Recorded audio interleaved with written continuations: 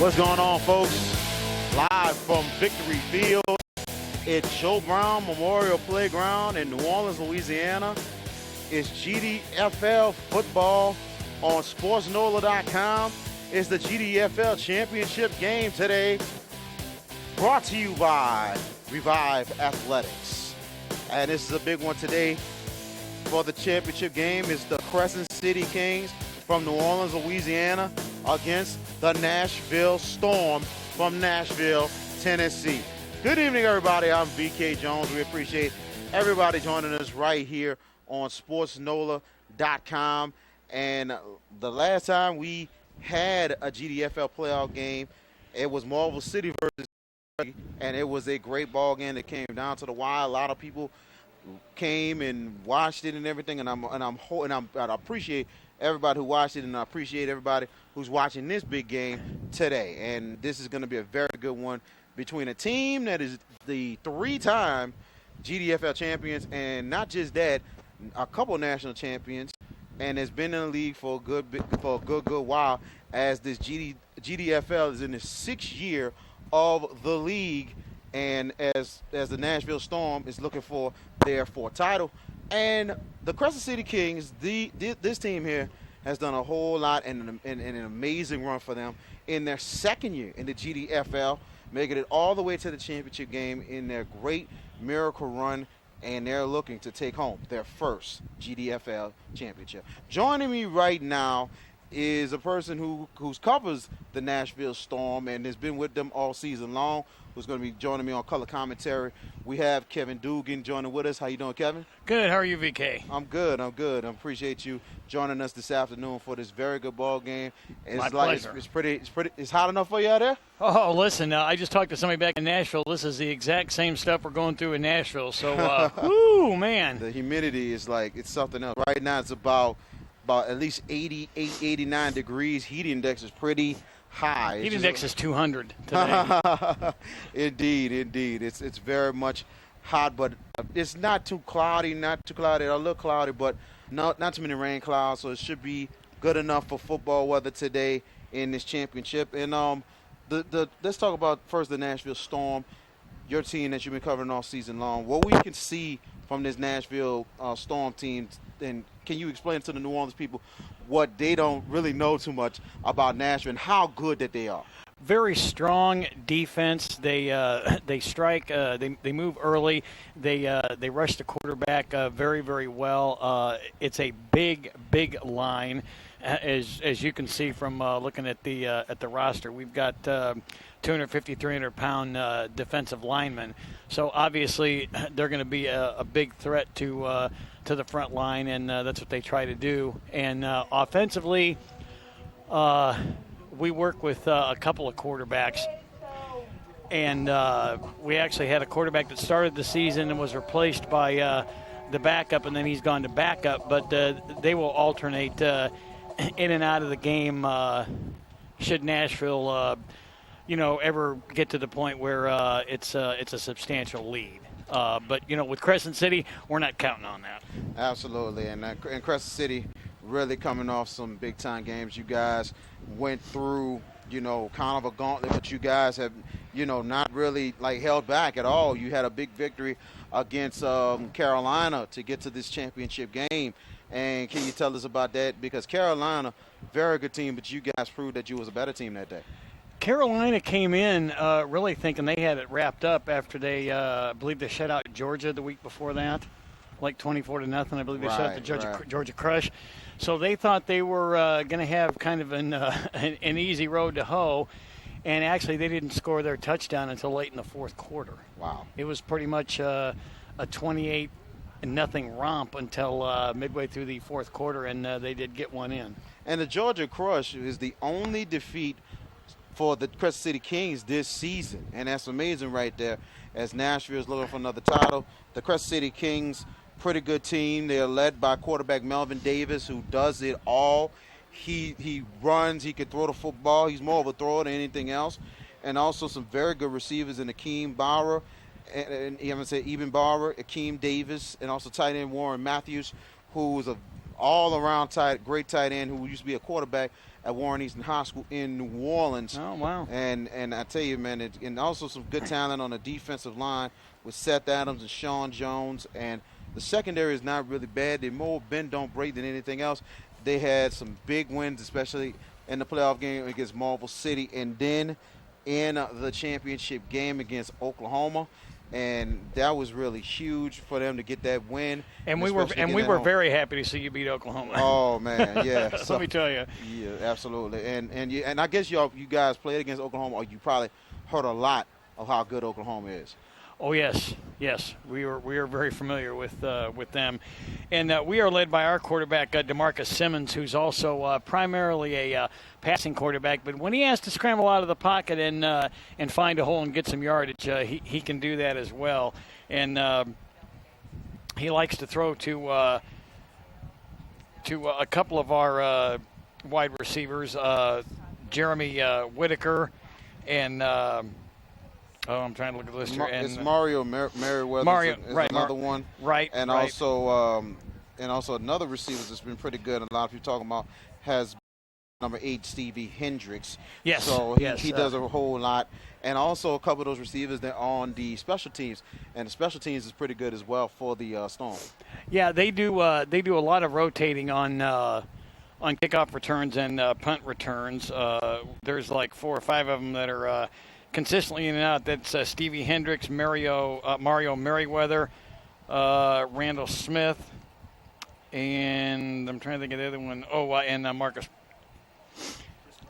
Absolutely. So and Chris Perkins. So they'll rotate in and out. You never know who you'll see out there when the Crescent City Kings are getting ready to punt or kick off. Now defensively, like we mentioned before, the both teams has really stepped up defensively, especially with the Kings, with the offense that Nashville is running.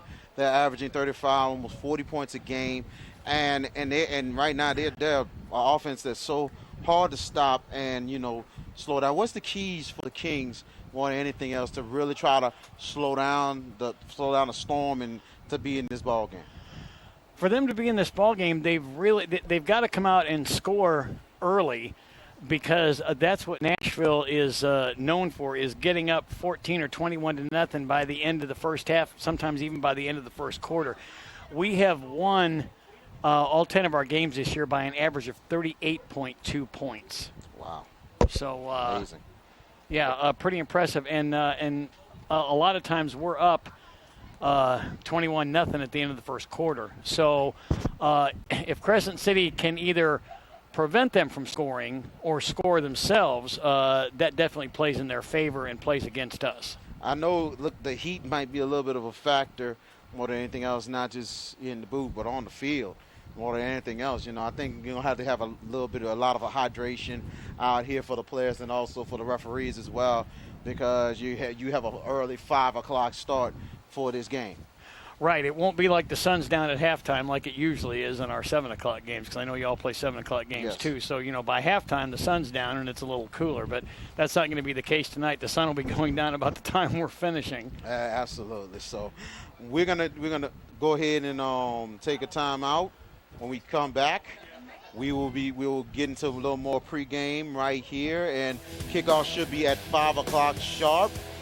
You're watching the GDFL Championship, the Nashville Storm and the Crescent City Kings on SportsNola.com.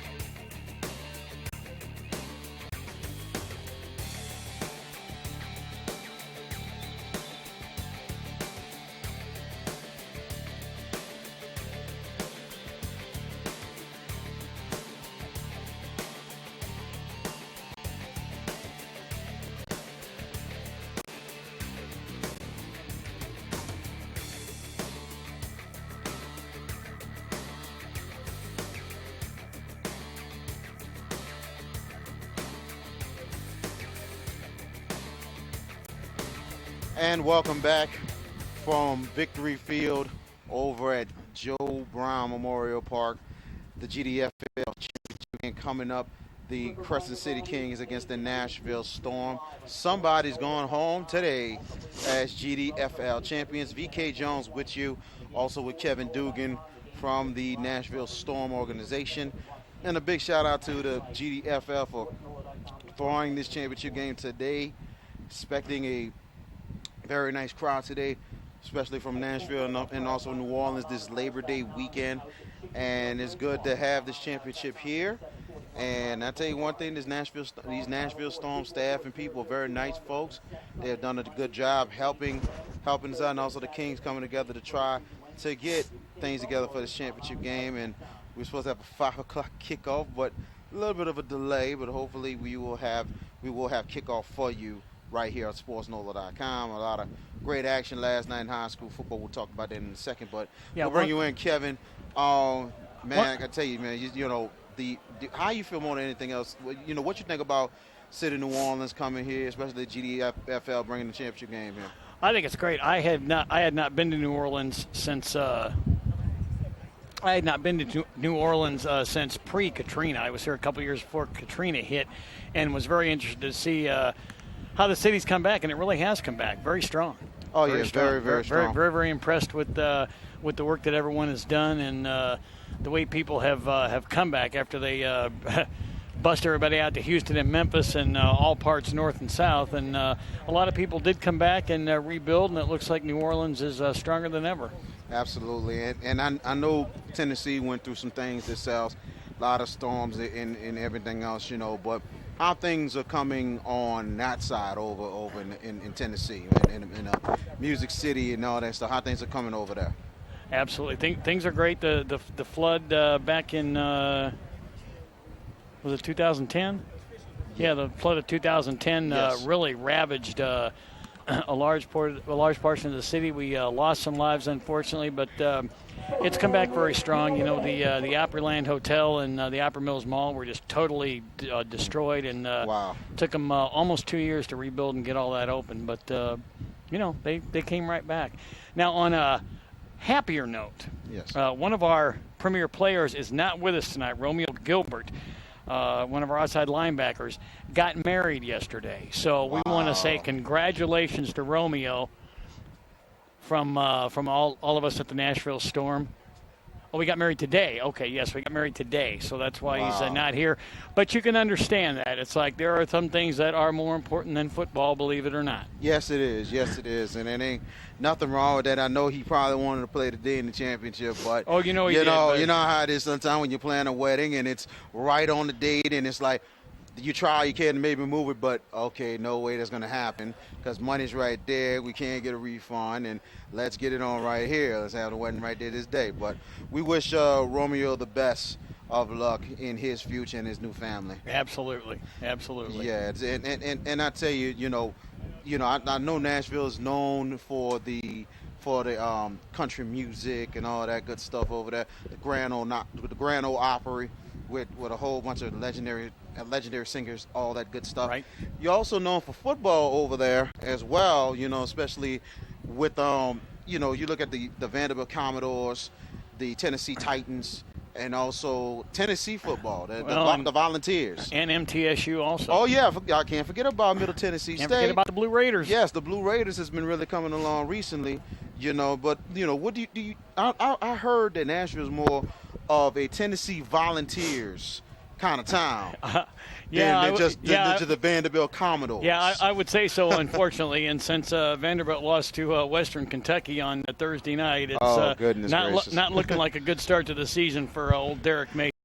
All I can say is a big time difference when James Franklin is out of Nashville. You know what I'm saying? It's a huge difference because I tell you, he's a great coach. James Franklin's a great coach, and at the same time, I have never seen Vanderbilt that competitive in my life until he coached, and it's like, wow. I'm like, when he coached it made me root for Vanderbilt because it's like, wow, man. Well, I mean, you gotta think over the years, Vanderbilt was really a doormat for a long time in the SEC, and then you got Bobby Johnson who comes in, he gets into a bowl game, You had Jared Denalda takes on the ball game one year. In fact, he started out 5-0. His was that his last year or his next to the last year? I think it was that was his last year. He started out 5-0 and took him to a bowl, and then Franklin comes in and just takes them places they've never been before, and now we're right back to the DiNardo days. Yeah. So, yeah, it's unfortunate, but hopefully. Hopefully David Williams can do something this next year that will help to improve Vanderbilt football, because the baseball team's fine. Right. They're now a perennial national power all of a sudden. Oh, my goodness. With Corbin, yeah. The Vanderbilt baseball team has been unbelievable. The basketball team has really always had a very good program and has probably, to me, one of the most unique home courts in America. Yes. You know what I'm saying? Cameron Indoor is always respectable. Dean Dome is great. But at the same time, when I see how Memorial Gym is, it's like, wow. It's like, how in the world? It's like it's a tough place to play. And I'm like this. If you're a top team, a top basketball team in the nation, you go in the Memorial Gym, you better come playing right, or Vandy can jump on your back and get you. They get them every time. It's like going to Rupp to play Cal and the boys. Same kind of situation. Yeah, same kind of pressure. But yeah, if you've never been to a Vanderbilt game at Memorial Gym and you get a chance to go, it's like that's one of those bucket list things, I think, for a sports fan. Oh yeah, absolutely. So we're gonna just come on right back, and hopefully we'll have kickoff of the GDFL championship Looks game. like we're getting ready. Oh yeah, look like we are getting ready. Both teams are gathering up. Crescent City Kings versus the Nashville Storm. And you're watching SportsNola.com.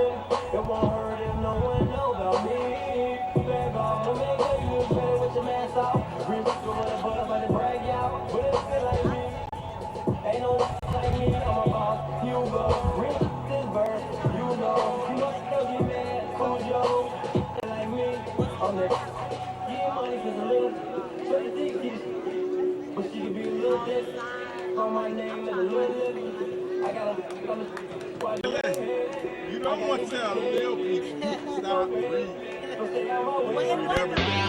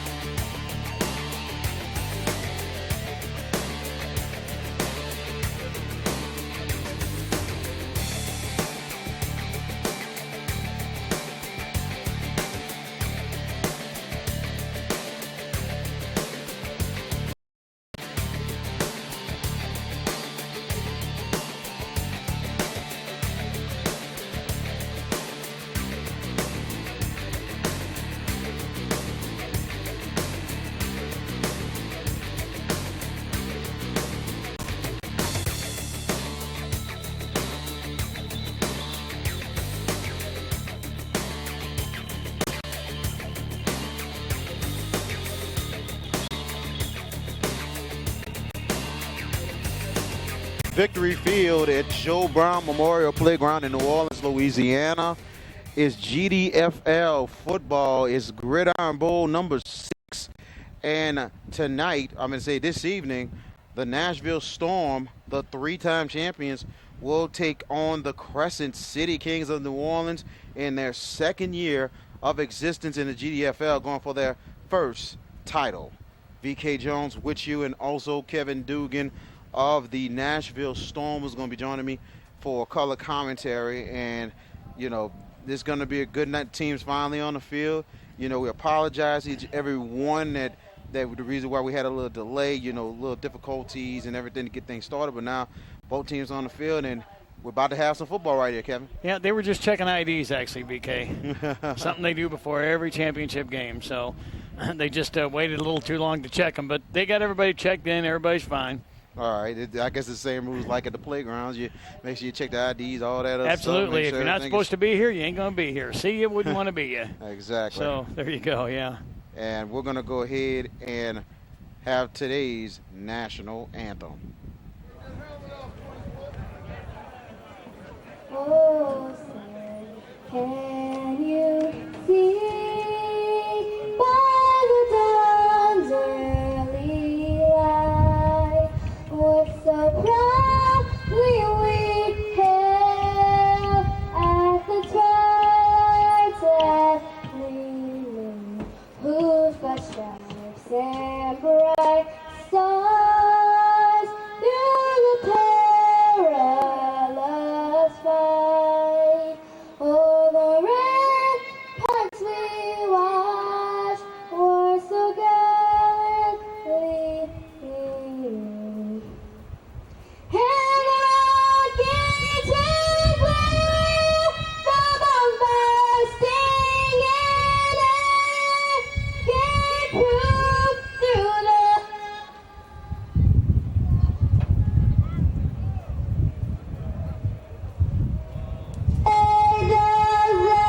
Star-Spangled Banner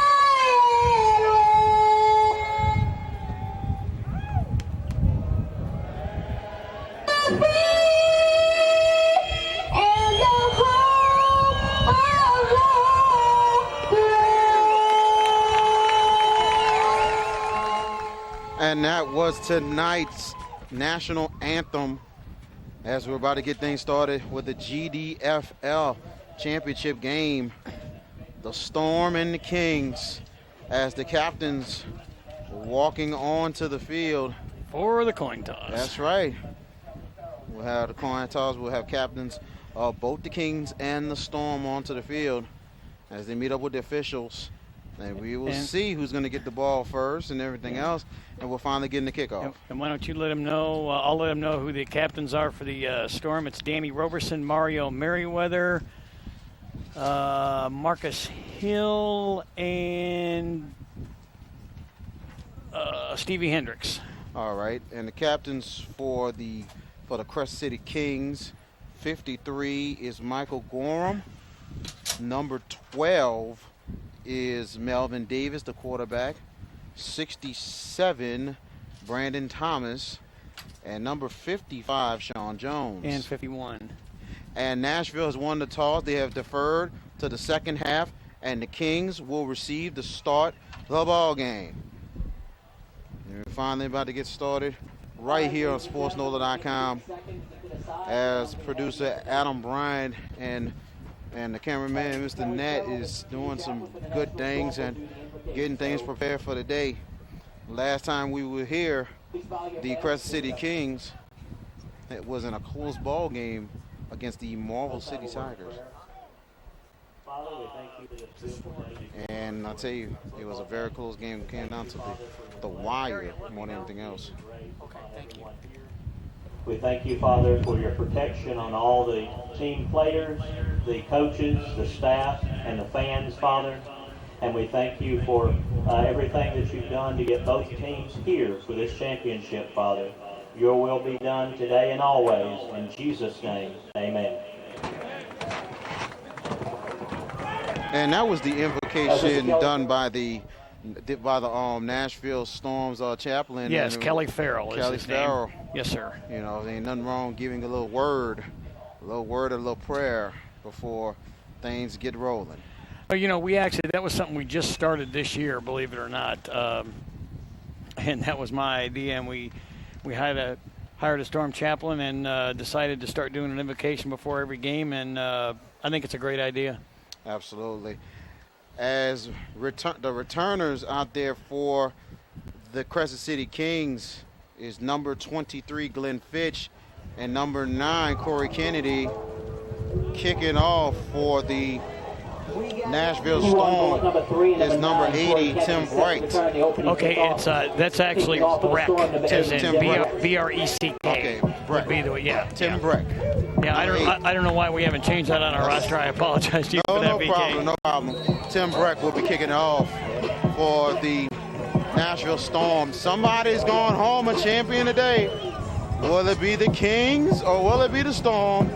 And we're about to kick it off right now. And here comes Breck with the kick. Nice one, and it looks like it'll be returned by Kennedy. Going off the field of the 20 to the 25 inside.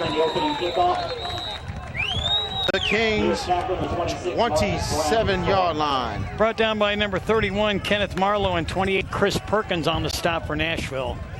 And the starting lineups right now for the Crescent City Kings. That's quarterback Melvin Davis, who's been leading the way for the Kings. And right with him is number 25, Derek Williams at running back, and 28, Lamar Johnson. And also the receivers, Akeem Davis, number 88, Eben Barra, number 83. So 1st and 10 for the Kings. Inside their own 27. 4 wide receiver sets, 2 to each side in the shotgun. Back to pass is Davis. Davis got pressure coming. Davis rolls out to the left. He throws it. Incomplete, a little bit too high. And it was intended by Keith Brown. Keith Brown was right there, and if the throw would have been right there, could have been caught, but good pressure by the Nashville Storm. Yeah, coverage by number 24, Randall Smith, for the Storm on that play. And it's 2nd down for the Kings. 2nd down for the Crescent City Kings. Told you, VK, this defense comes at you fast. Yeah, they come at them fast and quick. Some big-time defensive linemen for the Nashville Storm. And the defense is just, we'll tell you about the defensive tackles and everything else in a minute. They're averaging over 300 pounds per man. And now 2nd and 10 inside the Kings 27. 4 wide receiver sets in the shotgun, 2 on each side. Davis waiting on the snap. Back to pass is Davis. Davis looking. It's going to go deep. Oh, in and out the hands of number 88, Akeem Davis. It was very catchable, and really he could have caught it, but it was very fortunate for Nashville that he dropped it. Good coverage by Randall Smith and Chris Perkins, 24 and 28 respectively for the Storm. And it'll be 3rd down now for Crescent City, trying to have a good start here in this championship game. One thing you don't want is a 3 and out to start this game off. No, that doesn't do much for your ego at the start of the game. 5 wide receiver sets, 3 to the right, 2 to the left. On a 3rd and 10, Crescent City's got to get to their own 38. Back to pass is Davis. Davis, pressure's coming. Davis rolls out to the right. Davis looking. He's got a little lane. He's going to try and take it. He gets loose. He gets a 1st down and more. Here comes Davis on the 50. 45 inside. The Nashville 41-yard line. Melvin Davis, I tell you, he is a playmaker right there. Finally chased out by Smith and Perkins again. Is a 1st down for the Kings. So 1st and 10 for Crescent City. Inside the Nashville 42-yard line. And I got to tell you, pressure was coming, but Davis eluding the pressure so far. He really snuck out of that very good and broke a lot of tackles. 4 wide receiver sets, 2 on each side in shotgun formation. Davis in the backfield with him, and is going to get it off to Davis. Davis going up the middle. He's going to get 3 yards on the play. Tackle made by 21, Michael Hendricks. Brings up second down. Keith Brown with a nice little run. He's getting a rare start today. Usually it's Williams, but Brown has been coming along recently in the postseason, and they're sticking with him. Number 21, Michael Harris. Number 95, Lonnie Harrison on the stop for Nashville. Harris, one of the big boys on defense, 285. And Danny Roberson alongside of him, 345, 6'6". Wow.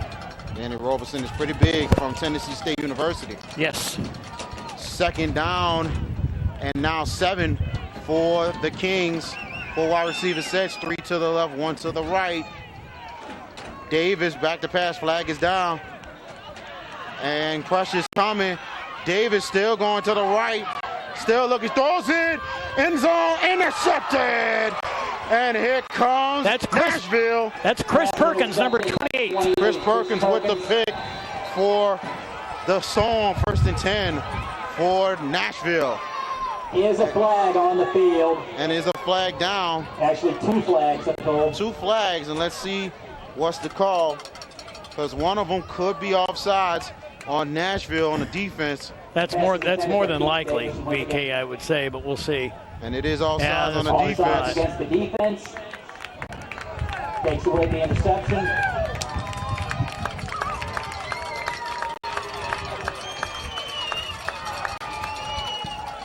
So the Kings, it'll be a 5-yard penalty for Nashville, and that will get the Kings closer. Yeah, that negates what would have been a game stopper. A big time game stopper right there.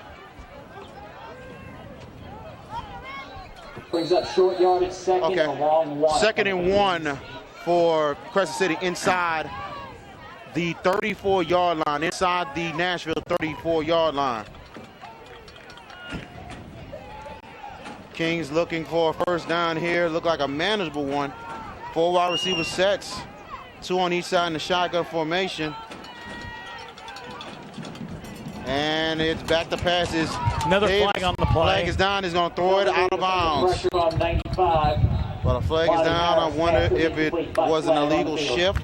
Actually, offsides again on Nashville. It'll be a first down. Result of the penalty, first down Kings. Wow. 2 big penalties right there by Nashville. Yeah, 2 really stupid mistakes by Nashville early on. And let's see what a ball is at right now. And I can say it looks like the 30. It's the 31. No, the 29. 29. Yes. 29-yard line. It is definitely the Nashville 29-yard line. 1st and 10 for the Kings.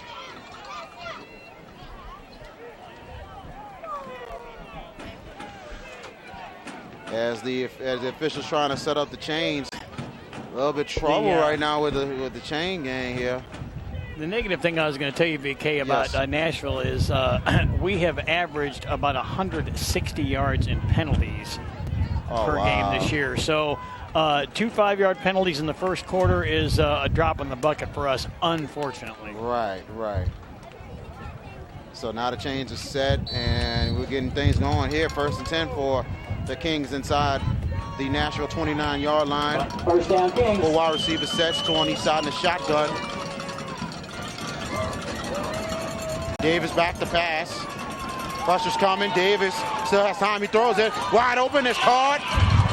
And good running in the first down. Glenn Fitch for the Kings. 1st and 10 for Crescent City. Inside the 10, 1st and goal Kings. Fitch was wide open right there, and he made the play. So it's 1st and 10, Kings inside the Nashville 10-yard line. Finally chased down by number 24, Randall Smith, and number 15, Chris Copeland. And it'll be 1st and goal for the Kings. Kings looking to strike first in this championship game. And they just marched it right down to the red zone, that's for sure. And look like Crescent City is going to spread them out. 5 wide receiver sets, 3 to the left, 2 to the right. Back to pass is Davis. Davis looking. Davis has a gap. He throws end zone. Caught! And it's touchdown for the Kings. Melvin Davis and Eben Barra. 10-yard touchdown. 6-0 Kings. Wide open at the goal line. Touchdown. Crescent City Kings from Melvin Davis. What a start for Crescent City. Great drive. And he was just wide open, VK. I mean, there was nobody around him. That ball was perfectly thrown by Davis, just right on the numbers. Perfect pass, perfect play. It was a 63-yard drive, indeed, and a good one for the Kings. As number 80, Jeffrey Hampton, attempting the extra point.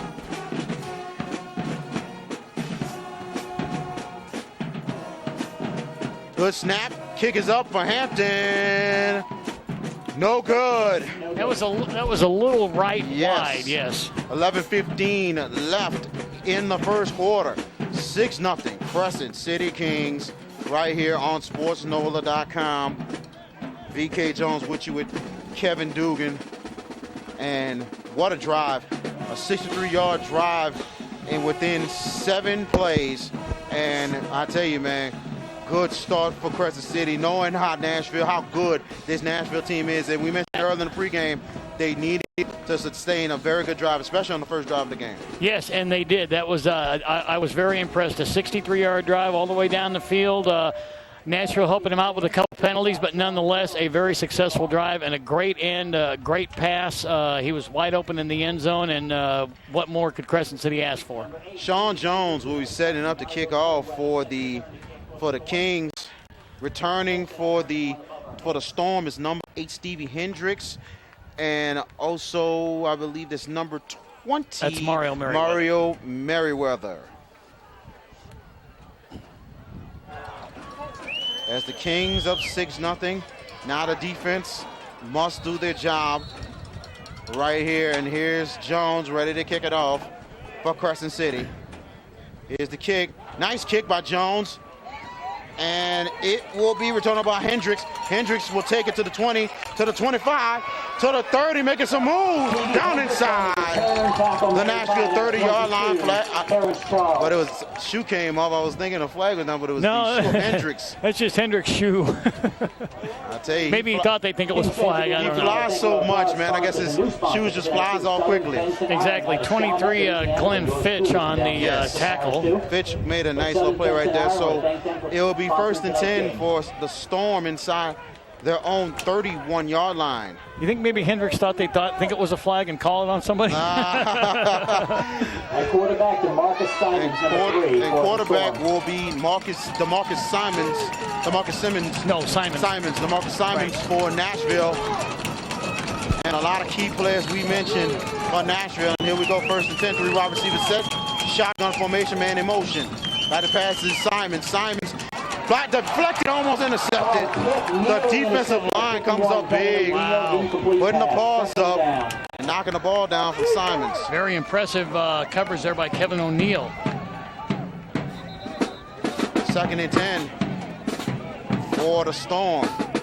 And I don't know why DeMarcus was throwing. There wasn't a Storm player there. There were 3 King players there just ready to grab the ball. I guess he was just so much in a hurry. The pressure was just coming right in his face, you know. 4 wide receiver sets, 3 to the right, 1 to the left in the shotgun formation for Simons. He gives the ball up, 32 with the carry. Nice run, a good positive 6-7 yards for number 32, Keon Bohannon. And looked like an old huddle for Nashville. He's going to try and go in a hurry here. Yeah, nice run by Bohannon there, and good stop by 3rd and 1 for the Storm.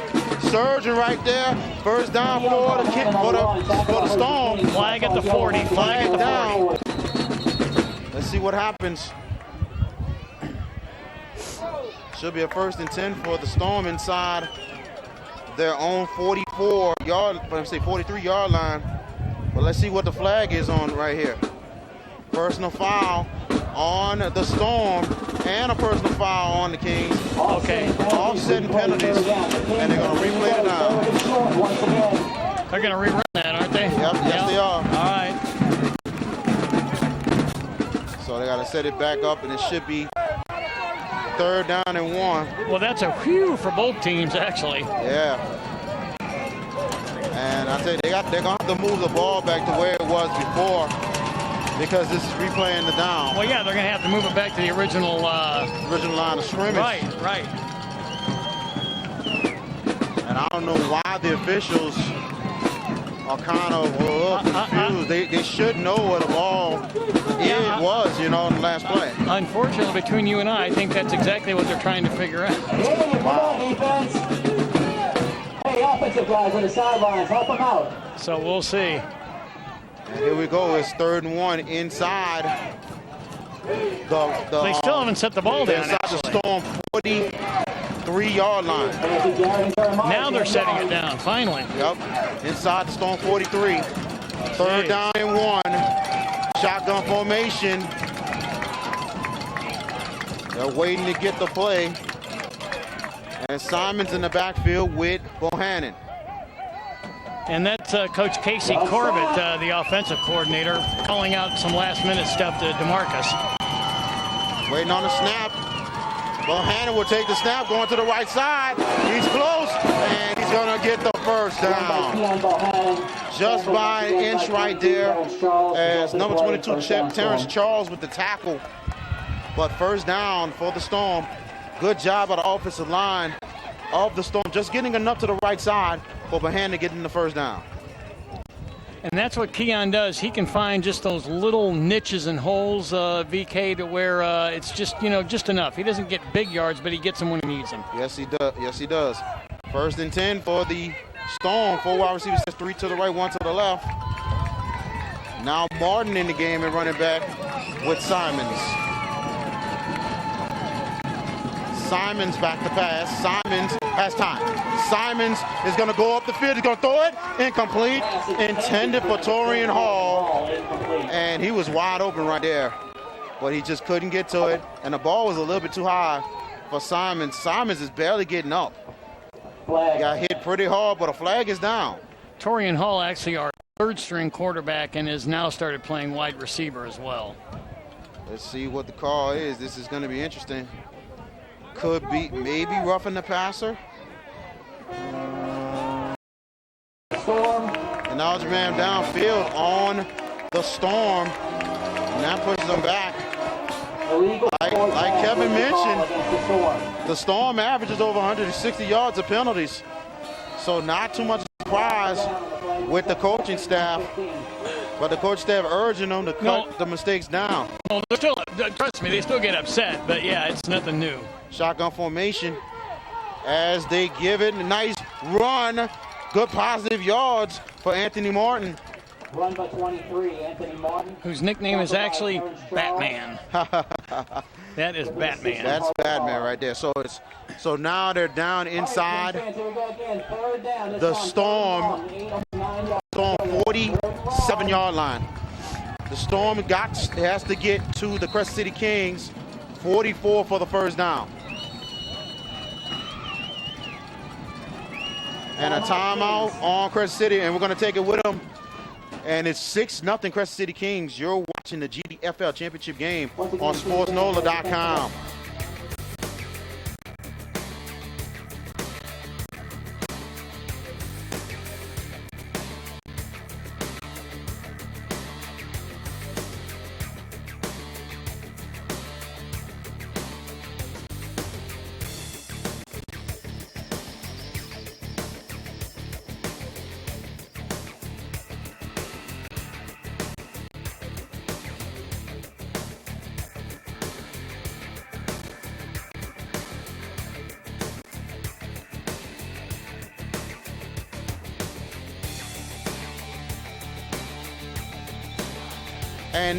And this presentation of the GDFL championship game is brought to you by Revive Athletics, the driving force to your success. Does a whole lot of things in the community and also for all families. Give them a call, 504-754-6904, or go to reviveathletics.com. VK Jones and Kevin Dugan with you. 8:58 left in the first quarter, and 6-0 Crescent City Kings. And now it's a 3rd down and 9 for the Storm. They got to get to the Crescent City 44-yard line. 4 wide receivers sets in the shotgun. Back to pass Simons. Simons has time. Simons throws sideline and in and out of the hands of number 18, Whitaker. Jeremy Whitaker had it right there and just missed it. Now it's 4th down. Punt team is coming on the field as the Kings having the chance to get the ball back. And for you folks in Nashville, you know that that's the Birdman. That's right. So number 80, Tim Breck. Right. Tim Breck will be punting. Just like the old hairspray. And I ain't gonna lie, they had a weather guy that's actually in New Orleans named Bob Breck. Oh, all right, there you go. Different spelling, but same pronunciation. Legendary. Tim's distant cousin. Indeed. Waiting to return for the Kings, number 23, Glenn Fitch. Breck waiting to punt at his own 33. High snap, and it's way back. Oh, and man. Here comes the Kings, and he's trying to kick it in his own. Ball still loose. And it'll be 1st and 10 for the Kings. And there's flags all over the place. Flags on the field, ball kicked out. Ball was kicked out of bounds, so hold the phone. Await the official signal. Let's see what's the call here. Could be a 1st and goal for Crescent City, or it depends where they're going to spot the ball. It was a very high snap, went over the head of Breck, and Breck was trying to get it back, but he decided to kick the ball out. That flag should be stupidity. Yeah.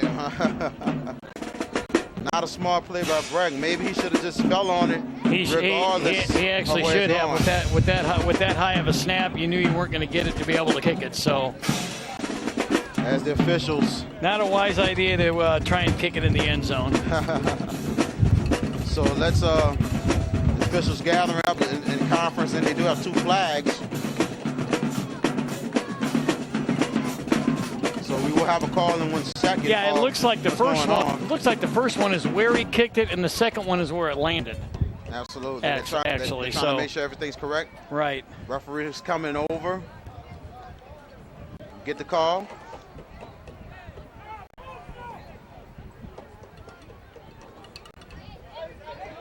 It's a safety. Safety, which means it's safety. Wow. So safety for Crescent City. Crescent City, 8 points. And they get the ball so it's 8-0.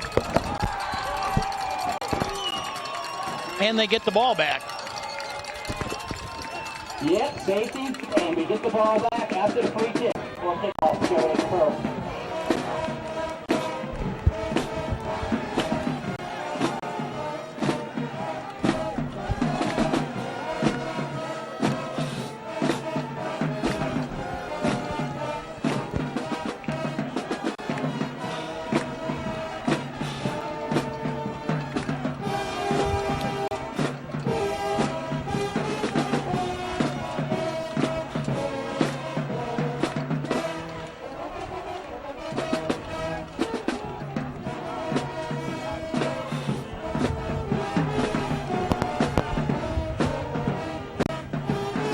And it is a safety, ladies and gentlemen. 8-0. Crescent City Kings with the lead, and they will get a free kick. Yeah, so that's something right there. Yeah, they'll get the ball back. So wow. Not a good start by the Storm. Probably one of the worst starts of the season, Kevin. No, I would say the worst start of the season so far. Yes. And back to return to see Glenn Fitch. And Glenn Fitch was waiting to return, and also Corey Kennedy. Return the punt or free kick, if you will. And Breck will kick it off. This has actually been a very disappointing start for the Storm in light of I truly understand the rest of the season. And I can see why Crescent City is in this championship game. They have every reason to be here. Absolutely. Very solid, polished team. Even though Ruben told me they were kind of young, I'm impressed. Absolutely. I'm impressed. They're very good. And they're very good, especially under duress and everything. But what a great! This is the best start of the season. Hit the kick by Breck.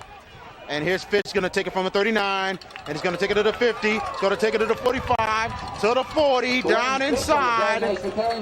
Kings up inside of Storm territory. It's in Nashville Storm's 38-yard line. Finally brought down by number 24, Randall Smith for Nashville.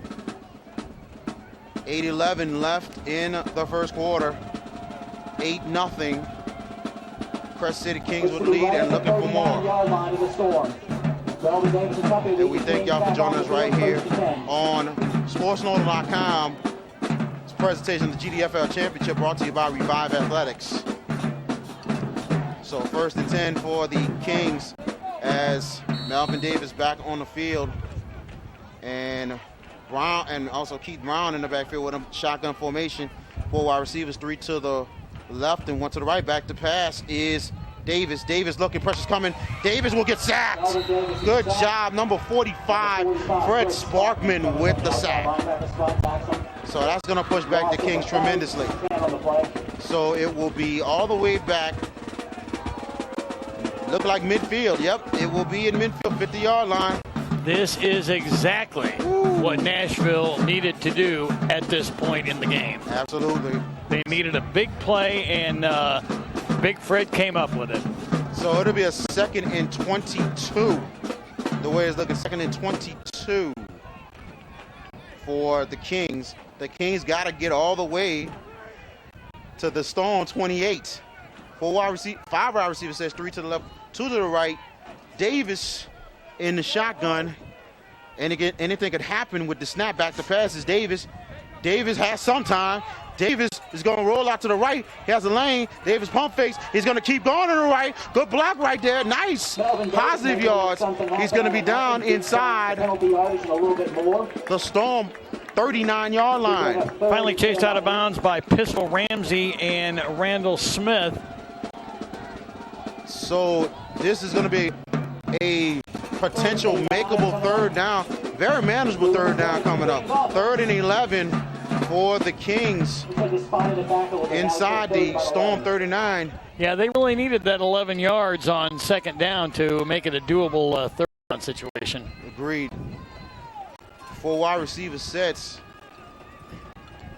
Brown in the backfield with Davis. And they're going to have to try to get the play off. Taking a little too much time. Pretty close to getting a delay of game here, I'm guessing. Back to pass is Davis. Davis has time, pressure's coming. And he rolls out, he's going to take a sack. That is right Darius there. McDonald on the sack for Nashville. 2nd sack in 3 plays here for the Storm. Darius McDonald with the nice play right there. Brings up 4th and long. Nice job, McDonald bringing the heat. And it'll be 4th down.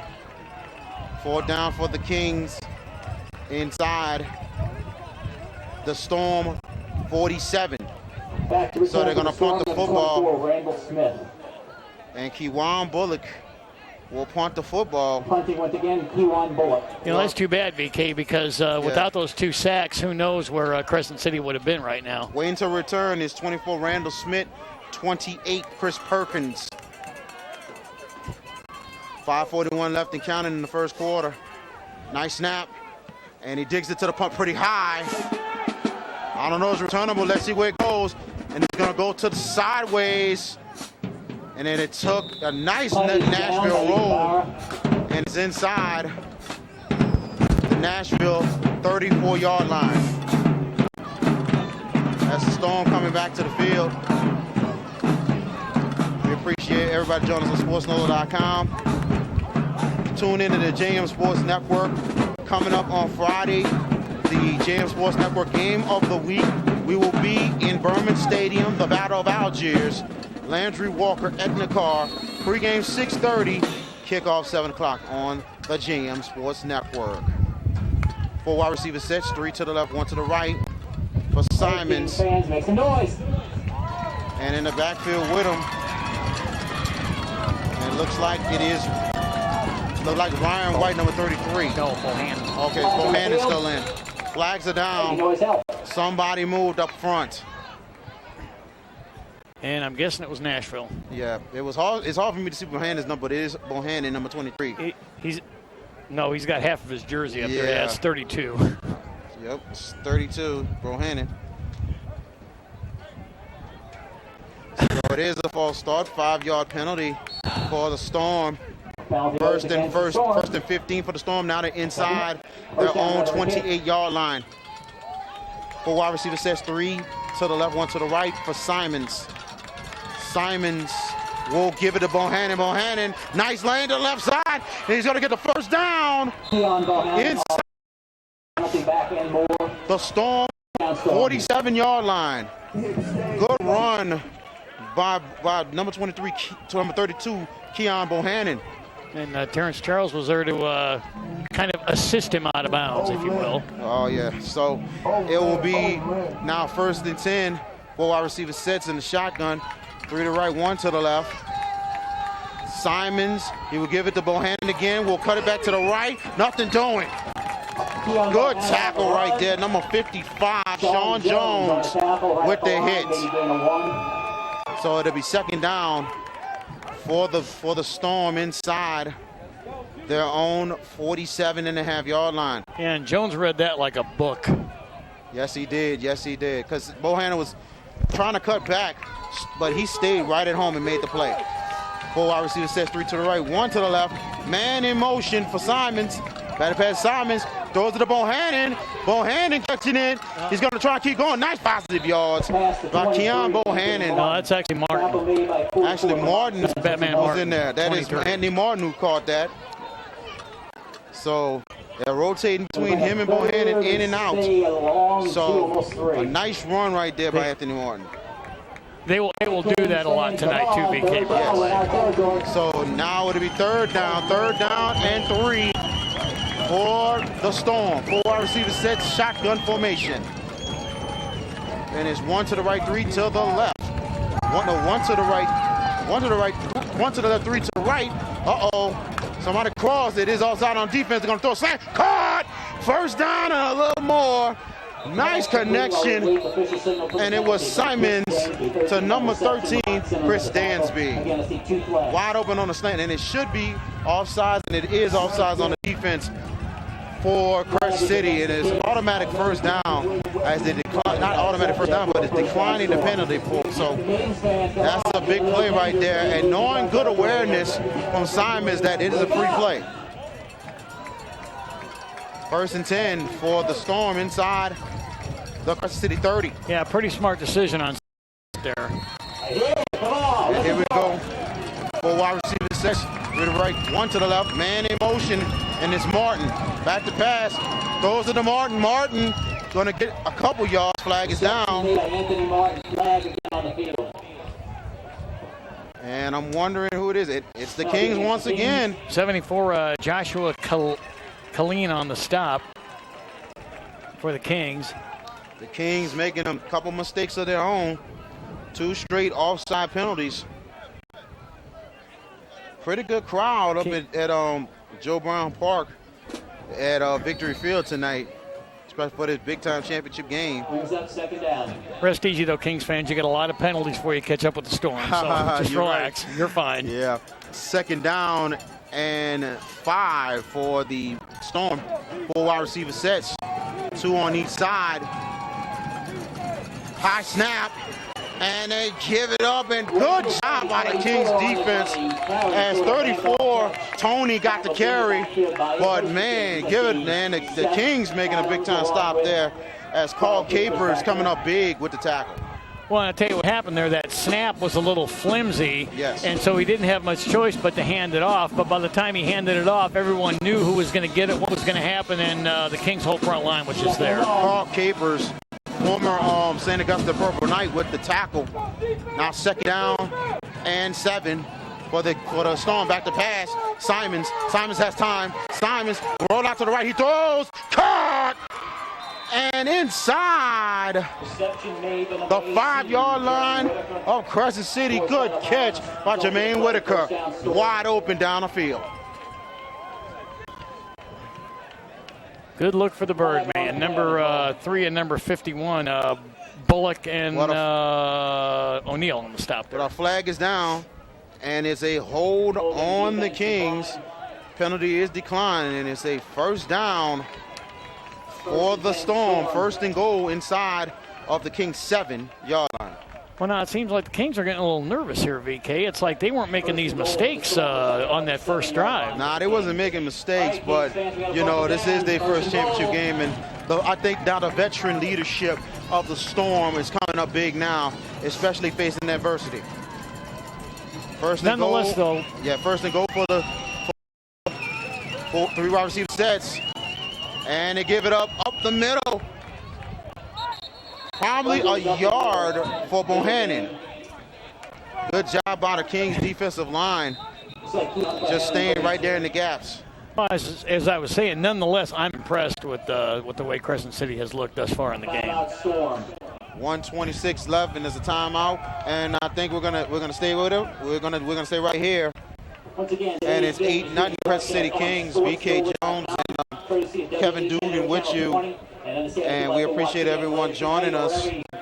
And we thank all the viewers for watch this GDFL championship game. They had a lot of viewers that watched the first playoff game that we did, and I know there's a lot watching right now. But if you're watching it live, we appreciate it. But if you missed the game, you can catch the replay. You can catch it on YouTube.com, or not just that, you can catch it on Sports Nola. You can find it.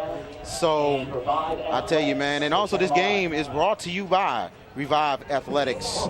Go to reviveathletics.com and give them a call, 504-524-6904. But so far, I got to give credit to the Storm. The Storm's veteran leadership is really starting to come up big now. They're stepping it up, and I guess maybe some of your non-veteran players are maybe getting a little nervous, making a couple little mistakes. But overall, I've been very impressed with Crescent City, particularly on their first drive. I mean, just straight down the field and into the end zone, just what they needed to do. All right, and here we go. Second and goal inside the Kings 3-yard line. Three wide receiver set shotgun. And the keeper by Simons going to the left side. Close, but he'll be down inside the 1-yard line. Simons was trying to keep on the draw. Close, but no cigar. But it'll be a third and goal. It'll be a third and goal for the Storm. And this is going to be huge right here. Actually, second and goal. And they go to the right side. Close to the end zone. It's Bohannon. Let's see. I don't think he's over. He's short on the 1-inch line. Now third and goal. Third and goal coming up now for the Storm with 41 seconds and counting. What they used to say on Get Smart, missed it by that much. That's right. Three wide receivers, two on the left, one on the right on third and goal to one. And they give it up the middle in the end zone. Touchdown for the Storm. Randall Toney, number 34, gets it in there. And it is now 8-6. Crescent City with just a 2-point lead. That's a huge touchdown by the big back to get the Storm back in it. And it looks like the Storm's actually just going to settle for one here because here's Breck, VK. Yeah, Breck, very good foot. It's going to be a factor in this whole game here. And it is early, so the smart thing is to just go ahead and just kick the extra point. Take the automatic and not go for the two, which you might miss. Breck for the extra point. Good snap. Kick is up for Breck. He got it. 19.9 seconds left in the first quarter. 8-7. Kings with the lead. We're going to take a break. You're watching the GDFL championship game on SportsNolo.com.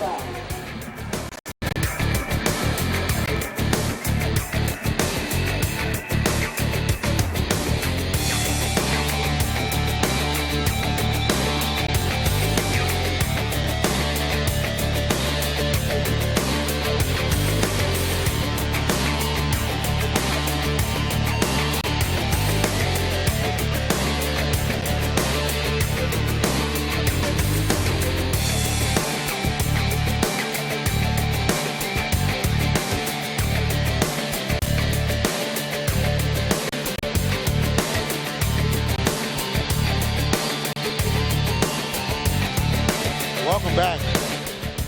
8-7. Kings with a 1-point lead on the Nashville Storm. Nashville feels a little better up in here. It actually feels a little cooler. It's actually cooler outside, believe it or not. But yeah, it's cooling off in here. That's for sure. Cooling off, man. I know Adam's starting to have a little smile on his face. So Adam's got a big smile on his face. Yeah, here's the kick by Breck. Look like it will be returnable. It is Fitch. He's going to take it from the 6. Going to take it to the 15. Looking for some blocks.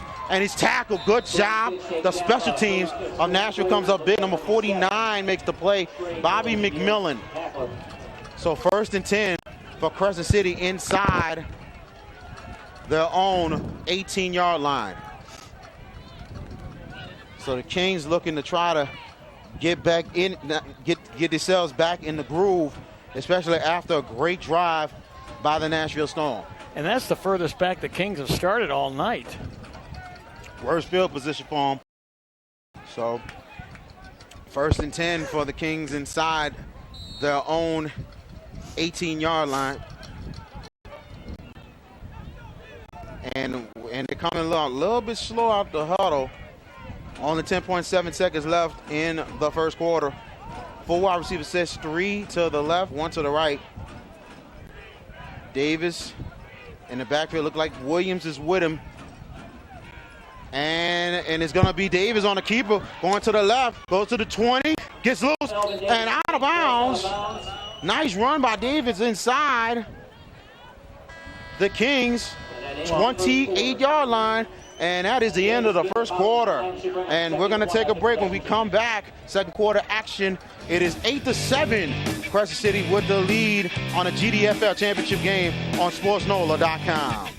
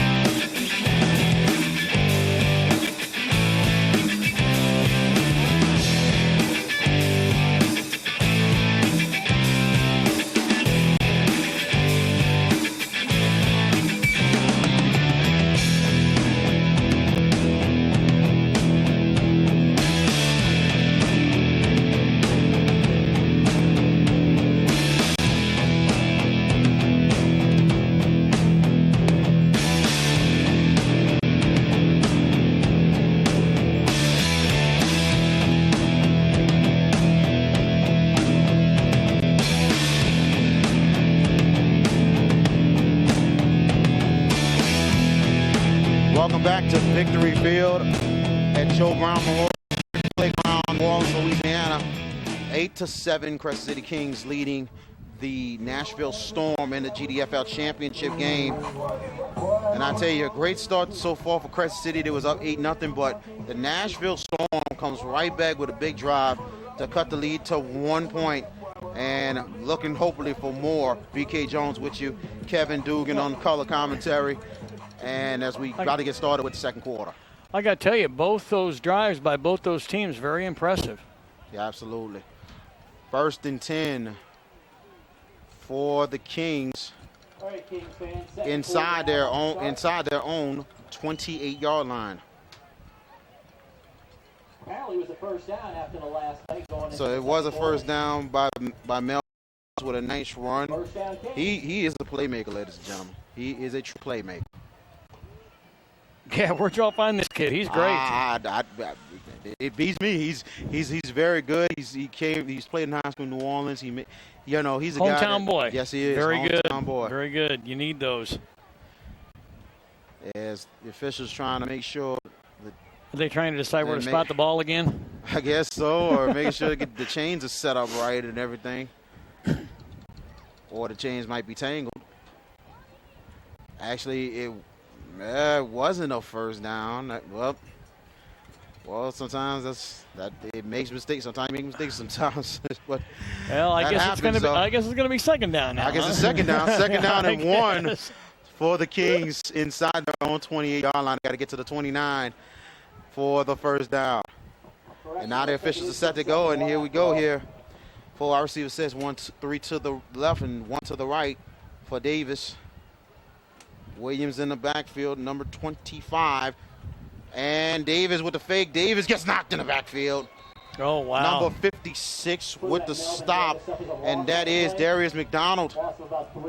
Nice job out of Storm getting that surge and getting back there to just slow down and stop Davis. And it's now 3rd down for the Kings. Looks like the Kings got to try to dig down deep to get this first down. Yeah, the Storm defense really dug their heels in on that one. Yes, they did. Now it's a 3rd down and 4 for the Kings inside their own 25. They got to get to their own 29-yard line to continue to drive. 4 wide receiver sets, 2 on each side in the shotgun for Davis.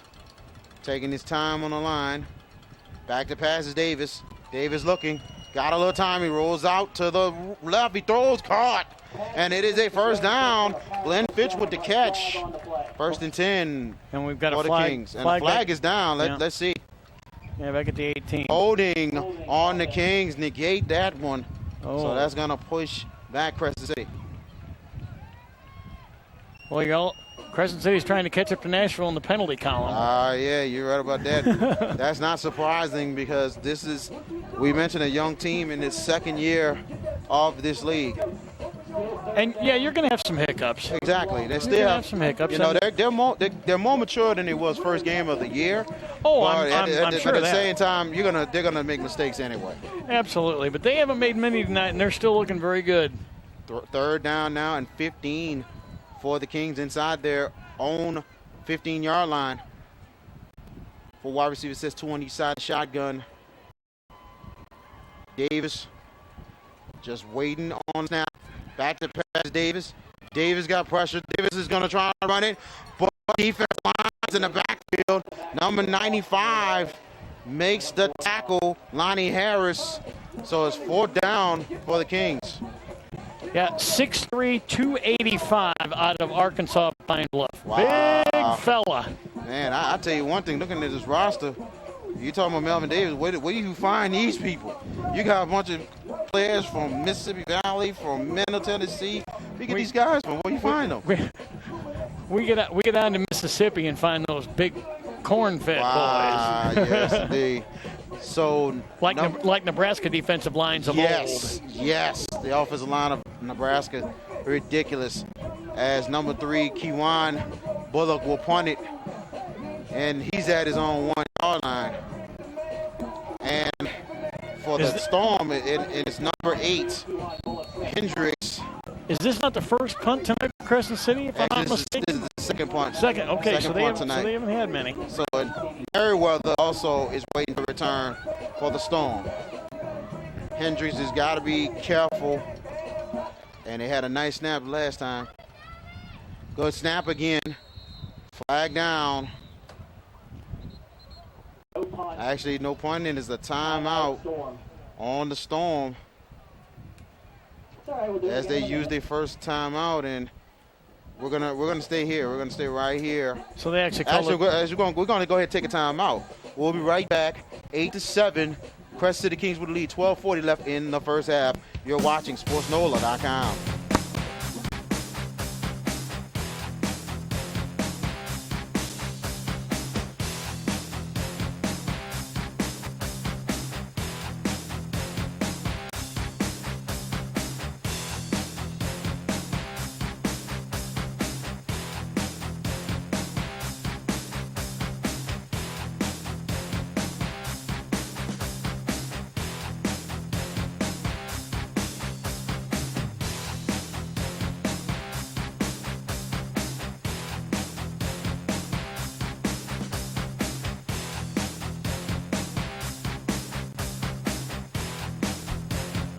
And welcome back. 8-7. Kings with a 1-point lead as the Storm took a timeout. Very interesting on that. They might have not had enough players, and they might be planning something. They might try to rush the kicker. And if I'm Kewan Bullock, I would watch yourself right now. There's a possibility Nashville might be coming on the rush. Nice snap. Bullock will kick it to it. Nice punt by Bullock. Will be returnable by Merriweather. 50. Goes to the 40. He's going to the left. He's going to try and cut back. He's got a lane. 40, 35 inside. On the return, Mario Mayweather, but it may be The off the 32-yard line of Crescent City, but a flag is down. That might be coming back. Nice return by Mario Merriweather. Yeah, Evan Barra and Warren Matthews on the stop there for Crescent City.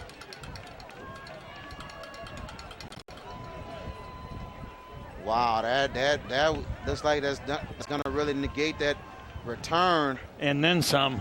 Yeah, blocking it back. Wow. That's not good by Nashville. Unfortunately, that's a typical Storm penalty on a good run. And that could have gave great field position for the Storm. And now it's 1st and 10 for Nashville inside their own 36-yard line. Oh, Storm, thank you for bringing the clouds above our heads, but keeping us a little bit cooler. The PA announcer just giving some props to the clouds up there because it's covering the sun. For wide receiver says shotgun, back to pass. Simons, throw slant, incomplete. It was intended for number 13, Chris Danby. A little bit too high right there. Yeah, good coverage by Kevin O'Neill there. 2nd and 10 coming up for the Storm. Storm got to get to their own 46-yard line for the first down. 4 wide receiver set, 3 wide receiver sets. Actually, 2 wide receiver sets, a tight formation and a shotgun. And they give it up. Number 22 carries it. That was actually, that was 32. Bohannon, but nothing doing right there. Defensive line of the Kings come up big right there. 11:33 left in the first half. And now 3rd down. 3rd down and 10 for the Storm inside their own 36. They got to get to their own 46 for the first. 2 wide receiver sets in a tight formation and shotgun. Simons play action pack to pass, slant, caught, 1st down and a little more. 1st down for the Storm, and it is number 9 with the catch. Demetrius Levy with the catch. Great catch, big time number 9 right there. 6'2", 250 from Bethel College. So it's 1st and 10 for the Storm inside their own. Now this time they're in the Kings territory inside the Kings 44-yard line. Bohannon gets it going to the right side, cuts it back, and he's going to get 1st down more. He's going to break away. 20, 15, 10, 5, and end zone, touchdown. Nashville Storm. Keon Bohannon with the 44-yard touchdown run. Nice surge going to the right side. He broke his brace away and gets in the end zone. 44-yard touchdown for Keon Bohannon. That's some fancy running there. Yeah, it was very fancy. But credit the offensive line of the Storm. I mean, a big time hole right on the right side. Yeah, they did what they had to do so he could do what he had to do. Yes, I agree with that. Brett kicking the extra point, 13. The Storm with their first lead of the game. Snap down, kicks up for Brett. And it is good. 10:31 left in the first half. 14-8. Storm with the lead. We're going to take a timeout. You're watching the GDFL Championship game on SportsNola.com.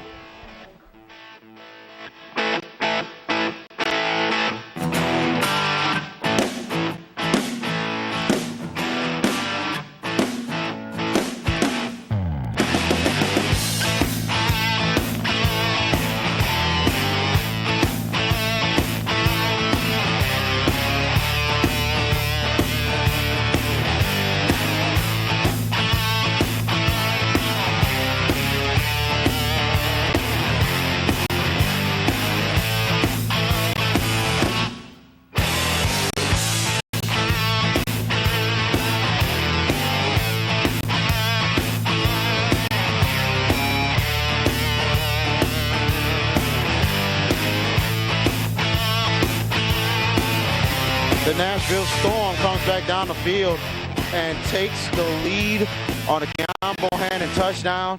14-8. Storm with the lead in a GDFL championship game, the Gridiron Bowl number 6. Yeah, pretty 44-yard run by Keon there. Oh, man, great run. And we have the commissioner in the house right now in the press box. We're going to have him in halftime, the commissioner of the GDFL Football League. Charles Thompson. Charles Thompson has done a great job with this league in the 6th year, so we'll talk with him at halftime. Here's Breck with the kickoff. Nice high kick. And Kennedy will return it from his 10 to the 20, to the 25, to the 30. He's got a lane. 40, 45, 50.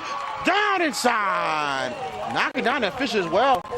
Inside the Storm 45-yard line. Nice return by Corey Kennedy. And believe it or not, that was Timothy Breck, the kicker, on the tackle. Wow. Well, the kicker saved the day because it potentially could have been a lot more yards than that. Oh, if Breck would have missed it, I think he would have gone to the house. So it's 1st and 10 for the Storm. That is something that can really wake them up and get back in it here. Yeah, the defense really needs to tighten up here. 1st and 10 for the Kings inside the Storm 45-yard line.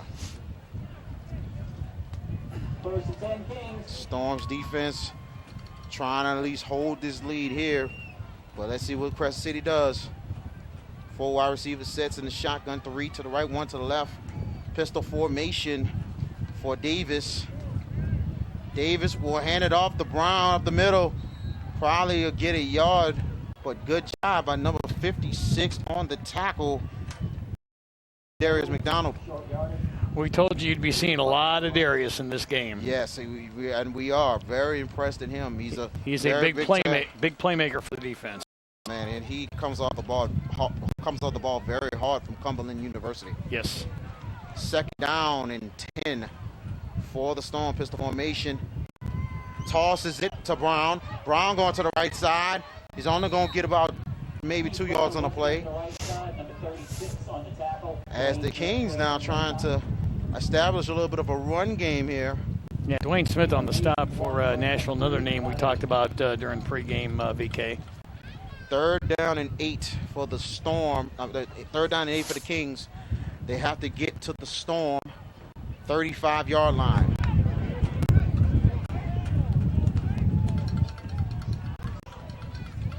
Four wide receiver sets in the shotgun. And it's going to be 3 to the left and 1 to the right. 9:01 and counting in the first half. The Kings are taking their time, and they're going to have to get the play off very soon here. Back to pass is Davis. Davis has time. Davis rolling out to the right. Pressure's coming. Davis is going to roll, keep going, and he cuts it back. Goes to the 40, gets the first down. Melvin Davis improvises and then some. 1st and 10 Kings. Yeah, Dedrick Tucker thought he had him back at midfield, but boy, he just slipped out of that real quick. He slipped out there quickly right there. And he had the angle, but I tell you, Davis can put it to another gear if he wants to. And he did there, that's for sure. 1st and 10 for the rest of the Kings inside the Storm's 34-yard line. As the Kings knocking on the door to try to take the lead right back. 4 wide receiver sets, 3 to the right, 1 to the left in the shotgun for Melvin Davis. Back to pass is Davis.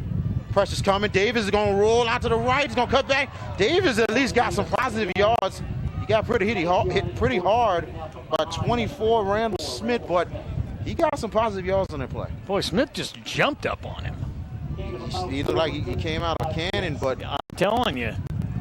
So good 4 yards on the play for Davis. Make it 3 yards on the play, so it'll be 2nd and 7. Yeah, still a good game for Crescent City for sure. 2nd down and 7 for the Kings. The Kings has 25-yard line of Nashville. 4 wide receiver sets in the shotgun. 3 to the right, 1 to the left. Brown in the backfield with Davis. Back to pass is Davis. Davis has time. Davis is going deep. It is caught. Touchdown, City. Number 88 with the catch, and it is Akeem Davis, and it is a 31-yard touchdown. Davis to Davis. That's right, the Davis to Davis connection. Number 12, Melvin Davis. Number 88, Akeem Davis. And it's a tie game, 14-14. Wow. Like I mentioned, he can make plays on his feet, but he can throw the football. Absolutely. That was a rocket right to Davis. Wow. An important extra point coming up for Jeffrey Hampton. And this is important here. This is for the lead for the Kings if he gets it. He missed the extra point earlier. Snap down. Kick is off for Hampton. Got it. As the Kings take the lead, 15-14. Let's take a timeout. You're watching the GDFL championship game on SportsNola.com.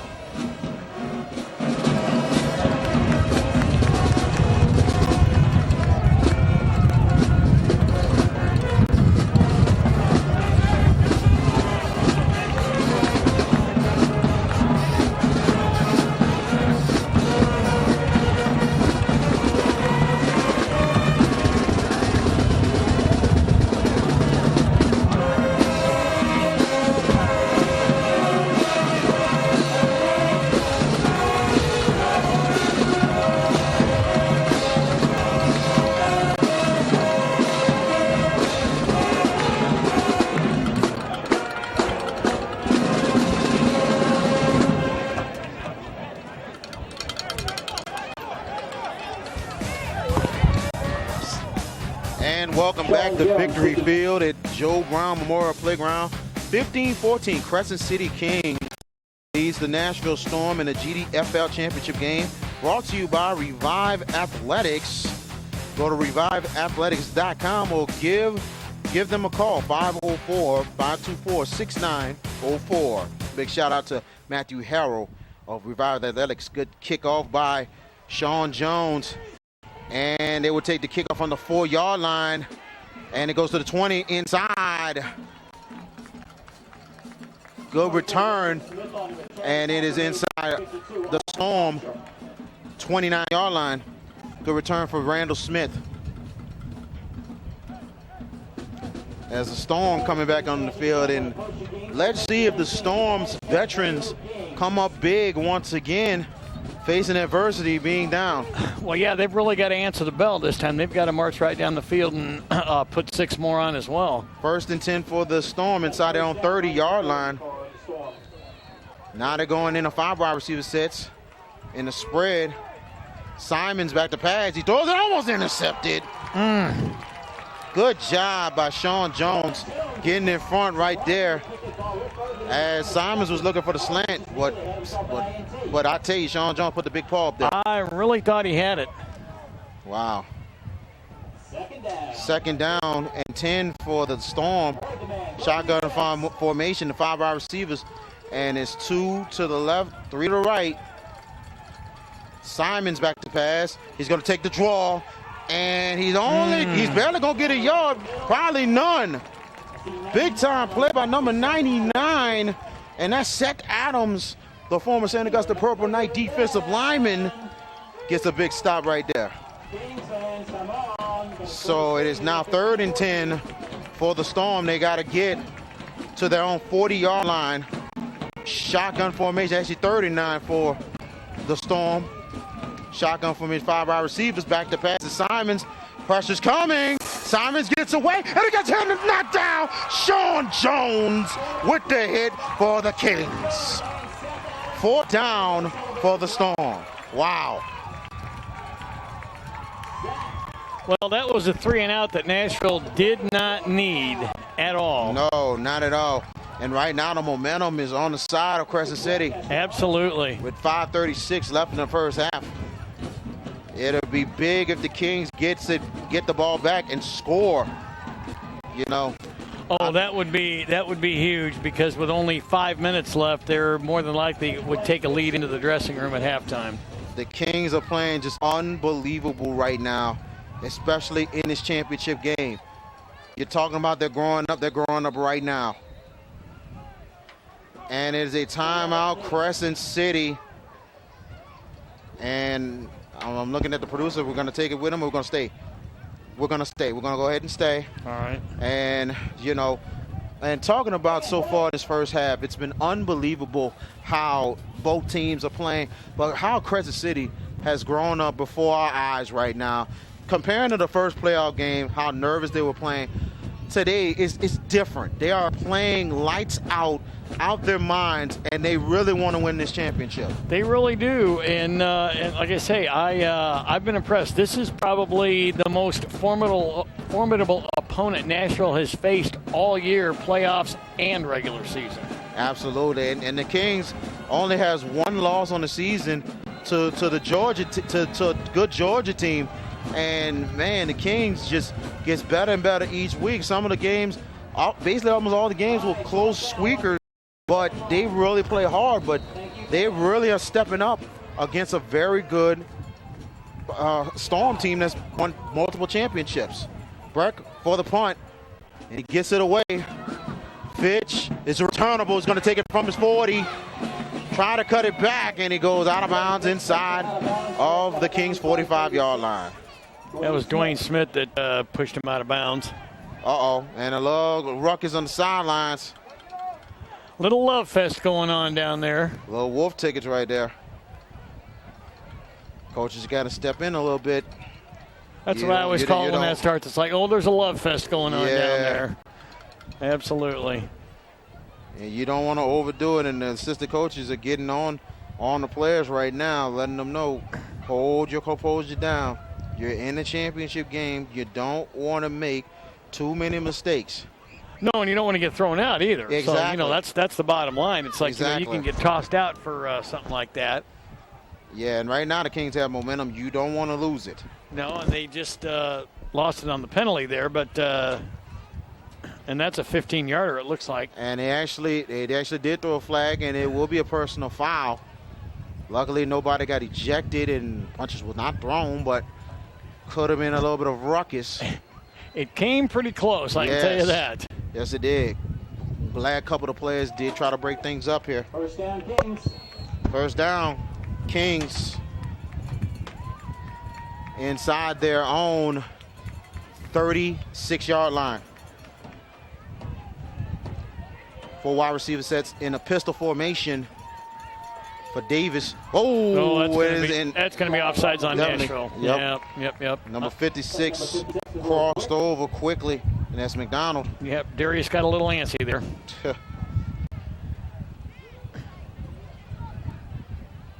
He's the one that's had a lot of those tackles and sacks. He just got a little too enthusiastic that time. He's just waiting on the snap right there, so it's a 5-yard penalty for the Storm, and it's 1st and 5 for Crescent City. 4:56 and counting left in the first half.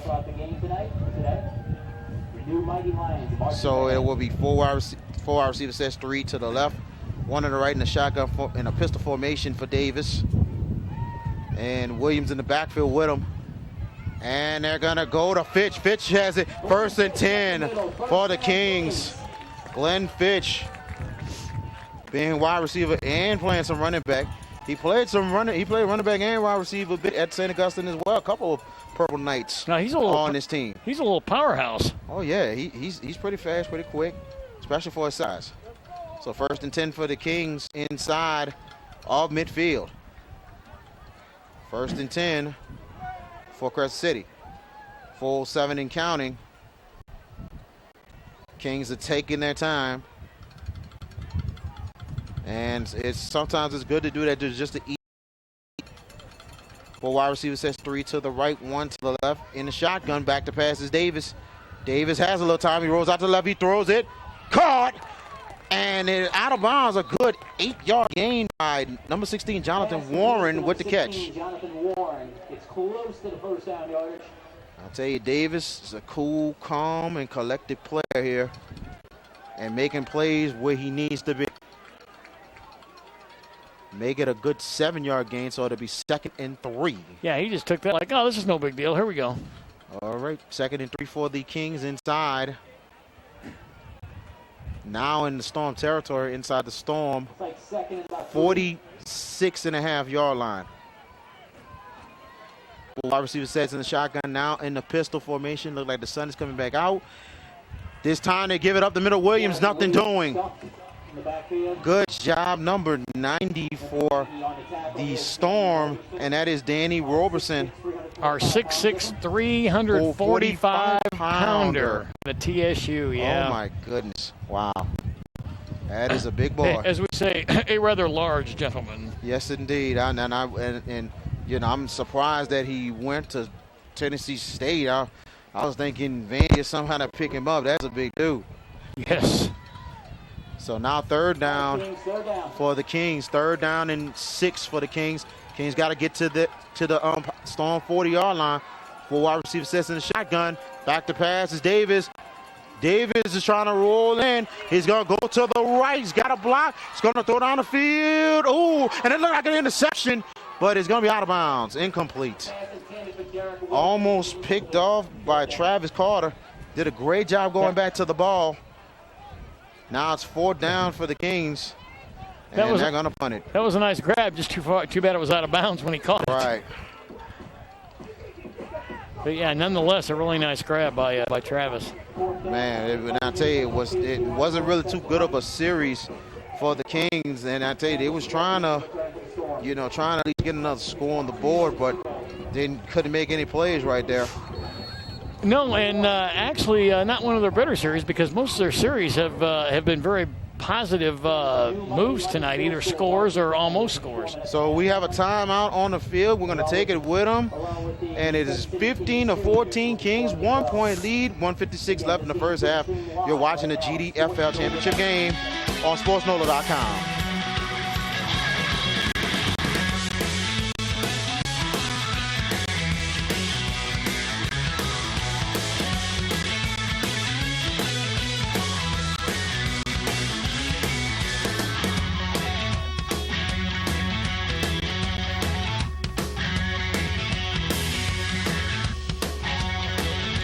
This presentation of the GDFL Championship game is brought to you by Revive Athletics, the driving force to your success. Give them a call, 504-754-6904, or email reviveathletics@gmail.com, or go to reviveathletics.com.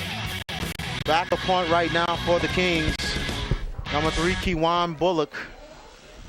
And waiting to return will be number 20, Mario Merriweather, and number 24, Randall Smith. And a nice little punt going in the air. Could go, City will take a roll. It's going to go inside. Ball goes out of bounds, no return. Out of bounds inside the Storm 11-yard line. A little bit of pressure, but a nice little punt right there by Bullock, pinning the Storm deep. So another 2 minutes left. Look like we might see 2-minute drill coming up for the Storm to try to take the lead right back before halftime. Count on it. We've rehearsed this one before. I guess we've seen that a bunch of times all season long. We go now. It's 4 wide receiver sets, 5 wide receiver sets, 3 to the right, 2 to the left on shotgun formation. Back to pass is Simons. Simons put up deep, incomplete. Just missed it on Dansby. Dansby had a step on him, but just a little bit off for Simons. 2nd down for the Storm. Just a bit outside. Let's see here if the Storm can try to maintain a drive. 5 wide receiver sets, 23 and 2 on each. Back to pass to Simons. Simons got time. He's going to throw. Slant caught. 1st down and more. And the Storm moving and grooving. He's not even down. He's going to keep going. 20, 40, 30, 20, 30, 15, 10, 5. And it is a touchdown for the Storm. And it's Mario Merriweather. Got a little confused right there. Oh, man. And I'm wondering if it was a touchdown or wasn't he down.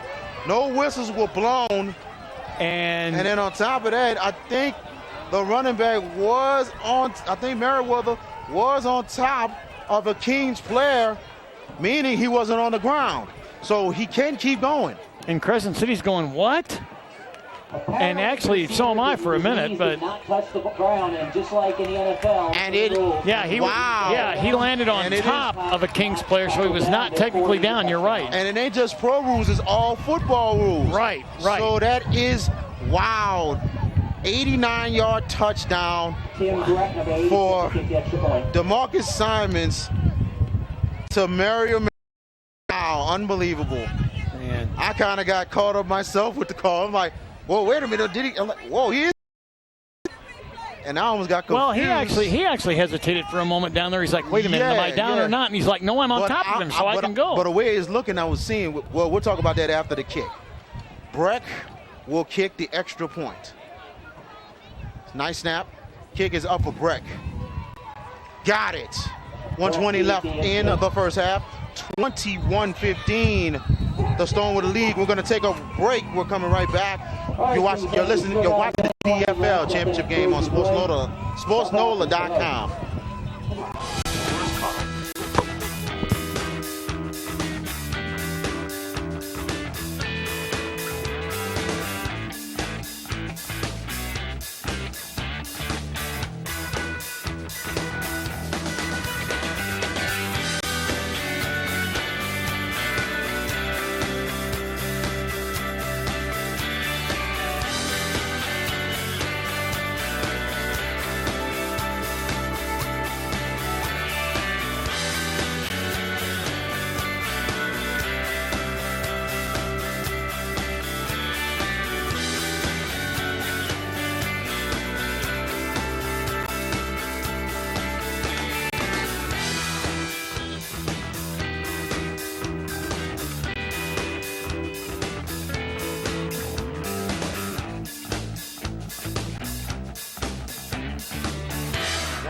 Left in the first half, 21-15. And we're still talking about that play. Yeah, we're still talking about the play right there. The 89-yard touchdown pass, Simons to Merriweather. And I got to tell you, I think it was the absolute right call because he was on top of a Kings player and he was nowhere on the ground. So Breck will kick it off for the Storm. And it will be returnable. It'll be Fitch. He'll take it from the 19. Fitch, he gets hit down inside the Kings 25. Now Crescent City is going to have to bounce back right here since that touchdown pass happened. Yeah, that was Chris Perkins on the stop for Nashville. You know, I'm going to have to go home tonight, and because I DVR'd this, I'm going to have to go back and watch that play in slow motion. Oh yeah, absolutely. And you know, and you catch the game on Sports Nola, so you know, it ain't gonna be nothing. It ain't gonna be nothing to just catch it, you know. But when you look at it again, and ladies and gentlemen, if you look at if you watch the replay of this game tonight, look at that play and look at it exactly, and let us know on YouTube if we're right or wrong on the call, or the officials right or wrong. 1st and 10 for the Kings. Inside their own 25-yard line with 1:15 left in the first half. I'm guessing they were right, though. And I can agree with that. 4 wide receivers, that's 20 side. Shotgun formation. Williams in the backfield with Davis. Back to pass is Davis. Pressure's coming. Davis rolls out to the right. Davis throws, slant, caught. And, ooh, is he going to call it a catch or incomplete? Incomplete. It is an incomplete pass. In pro football, you have to complete the whole play. Williams had the ball, but he dropped it. And you know we play NFL rules in this league, so right. Yeah. That is right. No, I thought maybe he had caught it and was He did caught it, but then all of a sudden, he sat down, so yeah. Yeah, 2nd and 10. The Kings, they got to get to their own 35-yard line to continue to drive. That's too bad because that was a good pass. Yes, it was. And 1:05 left in the first half. 4 wide receivers, says 20 side in a shotgun formation. Back to pass is Davis. Davis has a little time. Just keeps rolling. He's got time again. He's going to throw it deep. Caught wide open.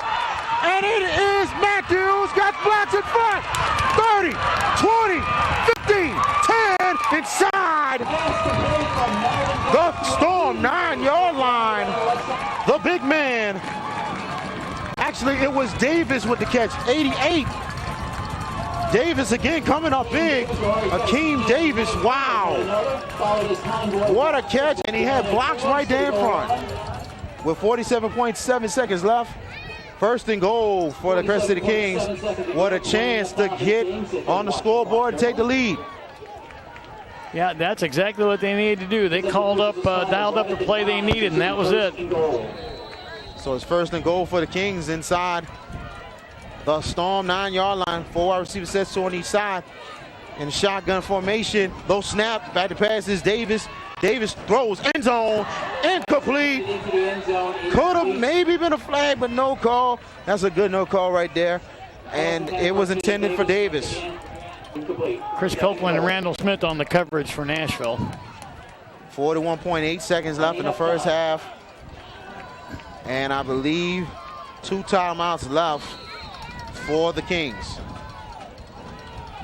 Still plenty of time for Crescent City. 4 wide receiver sets in a shotgun on second and goal. As Davis waiting in the backfield with Williams. Back to pass is Davis. Davis has time. He's going to roll to the left. 10, 5, end zone close. He's going to be down inside the 1-yard line. Nice run by Davis. He tried to dive in. But credit number 24, Randall Smith, saving the touchdown. Just making the hit right on time for him to prevent to getting into the pylon. 30.3 seconds left, and that's a good thing about with the Kings getting out of bounds. Still time on the clock. But it's a big third and goal for the Kings inside the Storm 1-yard line. And now sun is going down, lights are coming up. 4 wide receivers set, shotgun formation, 2 on each side. Third and goal at the 1. Williams in the backfield, back to pass. Davis slant. Oh, in and out the hands right there. Incomplete. Intended for Joseph Doherty, but a flag is down in the end zone. This could go either way. This may be pass interference on the Storm. Yeah. Kind of a little bit questionable on that one because he did just get right by there and make the play, but the Kings get a big break right there. First and goal, 1-yard line. Yeah, that was an iffy call, but I believe it was probably the right call. So now first and goal once again for the Crescent City Kings inside the 1-yard line. 27 seconds left. And the Kings got to remember they have 2 timeouts left. And they don't want to waste the 27 seconds left and get no points. 4 wide receivers sets, 3 to the right, 1 to the left in the pistol formation. Davis will give it, and he's going to keep it going to the right side. In the corner, touchdown, Kings. Melvin Davis with the 1-yard touchdown. Good job on the fake to Williams as he goes to the outside and gets into the corner. The Crescent City Kings takes and now they take the, I believe not, no, it's a tie ball game now with the 6, so it's 21 apiece. Extra point will give them the lead. Yeah, Melvin Davis takes it himself with 20.6 seconds left in the first half. Wow. What a first half. And Jeffrey Hampton Holt kicking.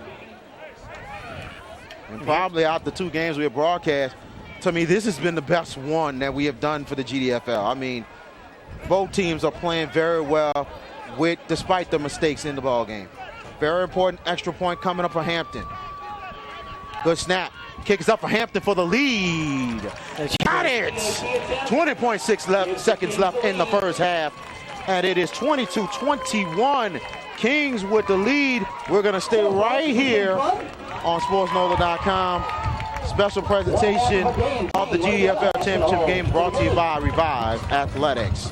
And join us on Friday night for the JM Sports Network Game of the Week. We will be in Algiers, the Battle of Algiers, Louisiana, Berman Stadium, Edna Carr, Landry Walker. Pregame will be 6:30, kickoff 7 o'clock. Myself, Everett Bates, D. Dexter Turner with the call. And that is going to be a whale of a game. It's unbelievable that both teams are going to come into that game 0-1 after very crushing losses on Friday night. Edna Carr losing to St. Paul's in a surprising fashion, and Landry Walker losing to John Curtis, the 24-time state champions. But it was an interesting game indeed. But give credit John Curtis pulling the victory out over in the jungle. And right now, 22-21, Kings 1-point lead as the Storm's going to get it back. 20.6 seconds. Now I know they're going to try and get a great return if they can get it. Sean Jones is going to be kicking off as 28, Chris Perkins, and 24, Randall Smith setting the return for the Storm. And here's the kick by Jones. Nice kick. And it's going to go into the end zone for a touchback. Kick off through the end zone. First and 10 for the Storm inside the 20-yard line. The reason to flip the scores around is the Kings are considered the visiting team for tonight's game. This is a neutral site game, despite the fact. And right now, we're gonna. The way it's looking right now, I'm wondering, Mr. Dugan, if you're with me right now, is, do you think the Storm should go for or do you think the Storm just kneel on and then go into halftime? My guess is they're going to kneel, go in down 1 point.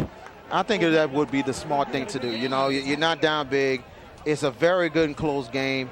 You might as well just, take it in at half and try to figure things out. And you've got another half hour, so you've got another 30 minutes on the field when you come back out. And Simon will take the knee, and that will be, clock is running, and a little bit of ruckus on the field. And keep in mind, here we go. Here we go here. 5 seconds left. That will be the last play of the first half. And the advantage to Nashville is they get the ball to start the second half. That's right. So halftime right here at Victory Field at Joe Brown Memorial Playground. And right now, the Crescent City, and right now the Kings is down only a point, 22-21. The Nashville Storm over the Crescent City Kings. We're coming back with halftime. You're watching the GDFL championship game on SportsNola.com.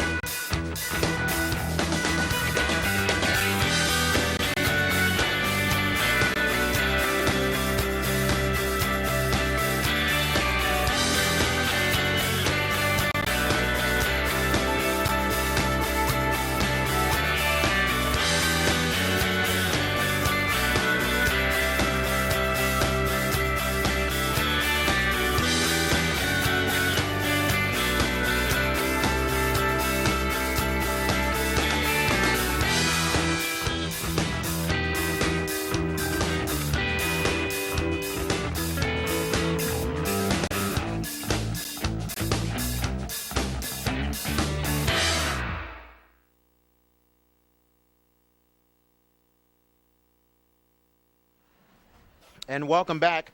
Halftime right here at Victory Field at Brown Memorial Playground, and it's 22-21. We made a mistake on score for a second, but we got it right. 22-21. The Nashville Storm with a 1-point lead over the Crescent City Kings. Second half will be coming up in a little bit. It's going to be it's been a very good and interesting first half. And joining us right now is the commissioner of the GDFL, 6th year as a commissioner, 6th year in the league. And tell everybody your name so we can make sure everything is clear and right. Tell everybody who you are, because you're the magic man right here getting everything together with this championship game. Yeah, my name is Charles Thompson, and, we've been doing this for 6 years. This is our 6th season. Been very successful. Real excited about the game today. I'm out of breath, man. Are you feeling better after the sun is now officially going down? I'm hoping it might not rain. I hope not. But what you think right now of the weather? You feeling a little better now? Oh yeah, much better. The weather, between the game and the weather, is hot. Oh yeah. No doubt. And the action has been hot as well. What are your thoughts of the first half of this ball game? And it seems like you're a very proud man of how both of these teams are playing in the first half? Oh man, I couldn't have called it any better. Both teams are playing lights out, a lot of scoring, a lot of entertainment for the fans. And that's what we wanted in Gridiron Bowl 6. Both teams seem to definitely be trying to start it off just a little slow. We start off about 60. I think we're up to about 120 now. So both teams are doing great. A lot of scoring. A few errors here and there. Overall, it's a great ball game.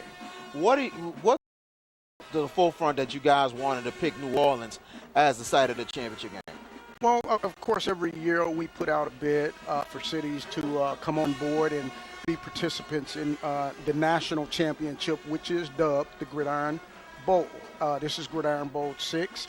And, of course, the Crescent City Kings, along with the New Orleans Sports Commission and, some other individuals, they definitely jumped on board and seen a great opportunity for the city of New Orleans to be a part of this. And we're so happy and so proud to be here and really just excited about what we're seeing so far.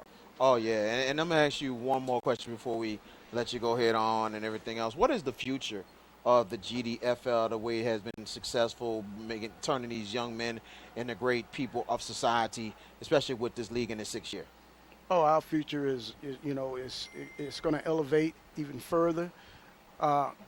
Watch out for Gridiron Pro as we develop these young men, as we move these young men to not only to Gridiron Pro, but to Canada, to Australia, to the NFL, which is the main goal and our ultimate goal. So we're excited about that. And you have a guy right now, Delvin Bro, who played for the Kings a year ago, and I think he made the Saints team. I know they had the last cuts and everything else, but how's things, what are your thoughts about that? Man, right quick. We're excited about Devin. He definitely is a model player that comes from a developmental era and has definitely made us proud. Charles Thompson, Commissioner of the GDFL, thank you so much for joining us, and great job putting this whole thing together. We're going to come back with another guest. You're watching SportsNova.com.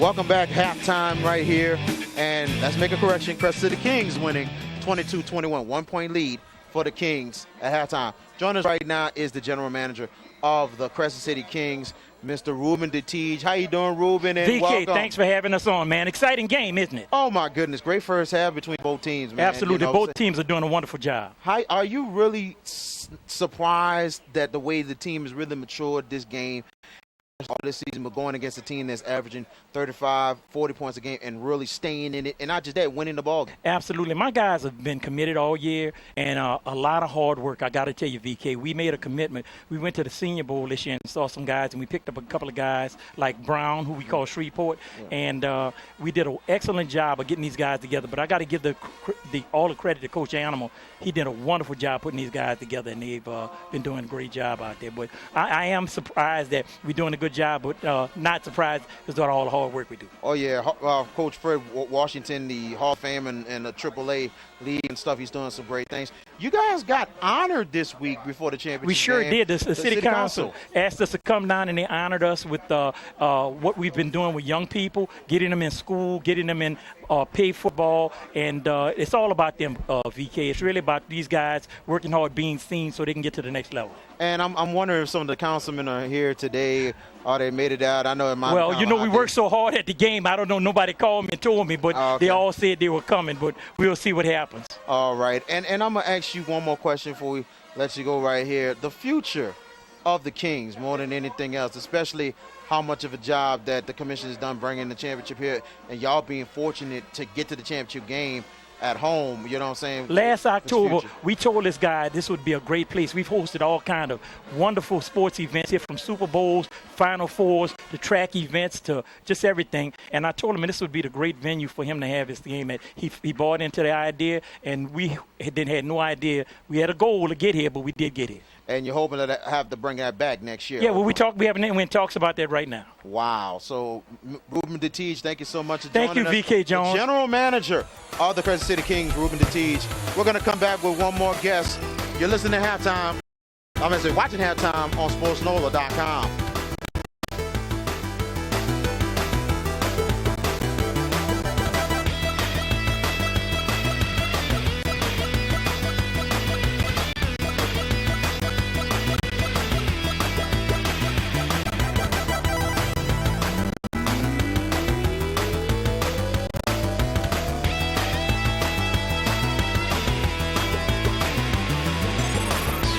And we're back, 22-21, Crescent City Kings, 1-point lead at the half. And we have one more guest. But before we go to him, this GDFL championship game is brought to you by Revive Athletics, driving folks to your success. Call Revive Athletics, 504-754-6904. Email reviveathletics@gmail.com or go to reviveathletics.com. They do a lot of great things in the community and then some. And right now we have our special guest in the house, Mr. CEO, the man right here, Mr. Revive Athletics, Matthew Harrell. What's going on, man? How you doing, man? How you doing? Everything's well. How's everything going? Everything is good. What a first half, my friend. Oh, man, this is what I'm talking about. This is competition at its best. Oh, my goodness. I love to see these tight games, good defenses, great offense. I mean, great talent all the way around the field. So I'm very excited to see about the second half. Are you surprised that the Kings are really hanging and having a lead against the three-time GDFL champions and a team that's averaging 40 points a game? I mean, and I can see why they're averaging 40 points a game. they have talent on the defense and offensively. So it's kind of hard to beat a team if you can't score. Man, can you tell everyone about Revive Athletics, especially the new viewers who are watching this broadcast and everything? You're doing some great things in this. And remember, ladies and gentlemen, Revive Athletics started in Florida. Correct. In this community, but now it's spread all over the South, including the state of Louisiana. Tell us about Revive Athletics. Oh, man, we are so excited to be here inside this community, man. We're nothing but an agency that has grown from the grassroots of helping the community. We are looking and excited about getting planted here in the New Orleans area. We're really getting ramped up to go ahead and start working with the school systems in the different parishes, as well as the community inside the New Orleans area. We are looking to launch a new program here. We're going to do a pilot program in the New Orleans area for ladies and females by themselves. Wow. Yeah. That's very, very nice right there. And ladies can be part of a lot of things. And and go to Revive Athletics. They're going to have details soon, But you talked about the high schools and everything else. And you stepped up this year, not just sponsoring these games. You're sponsoring the Jam Sports Network Game of the Week, and we appreciate what you're doing for that one. And you always say it's good to see some good competition and get some shine out there to these very good high schools out here. I know you've probably been to a couple of high school games in football here. What do you think about the competition up in here besides Florida? 'Cause I know Florida is unbelievable. Hey, I was, Florida, we on TV almost every week, high school-wise.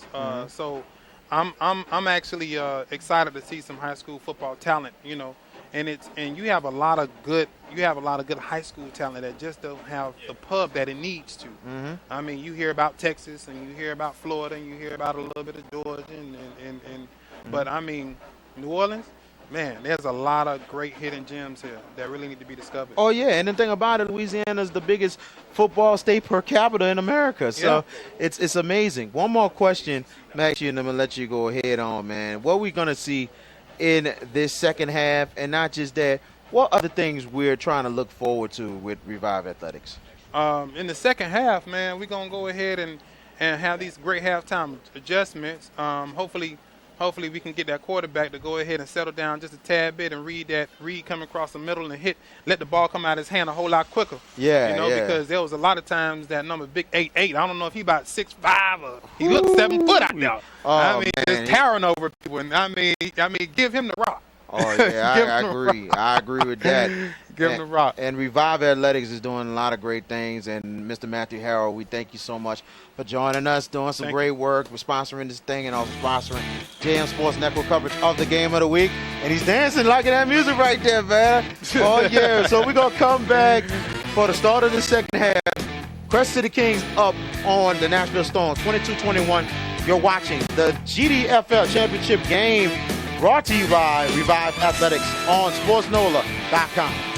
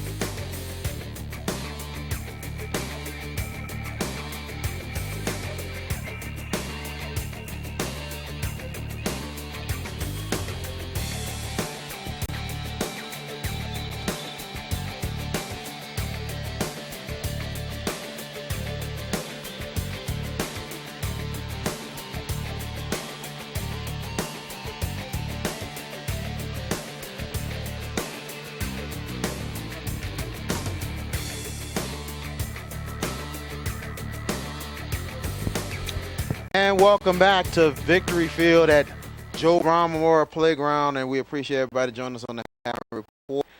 And we thank our guest, Charles Thompson, the commissioner of the GDFL. And also we would like to thank Matthew Harrell of Revive Athletics and the general manager of the Crescent City Kings, Ruben Dittige. And as we get started with the second half, 22-21, Crescent City Kings with a 1-point lead, and the Storm will get the ball back to start the second half of the ball game. That's the only that's the only saving grace for Nashville to start this second half, is that they do get the ball to start. Very much agreed. And kicking off will be Sean Jones, and setting the return, 24, Randall Smith. And it looks like it's Chris Perkins, 28. Yep. And Lightning is pretty close, but the official said, let's go, and let's get it going. As the officials waiting on the word, and if we're going to go ahead and get started or not. Actually, they are checking.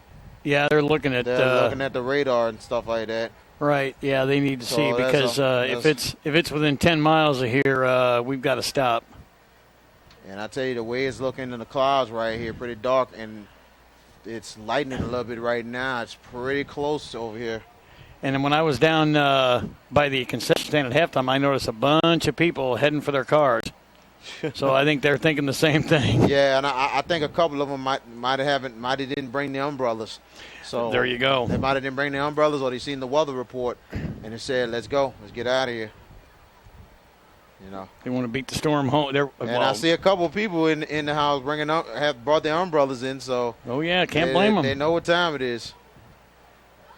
Oh, a little bit of lightning right there. So yeah, this seems to be getting closer. So we'll see what.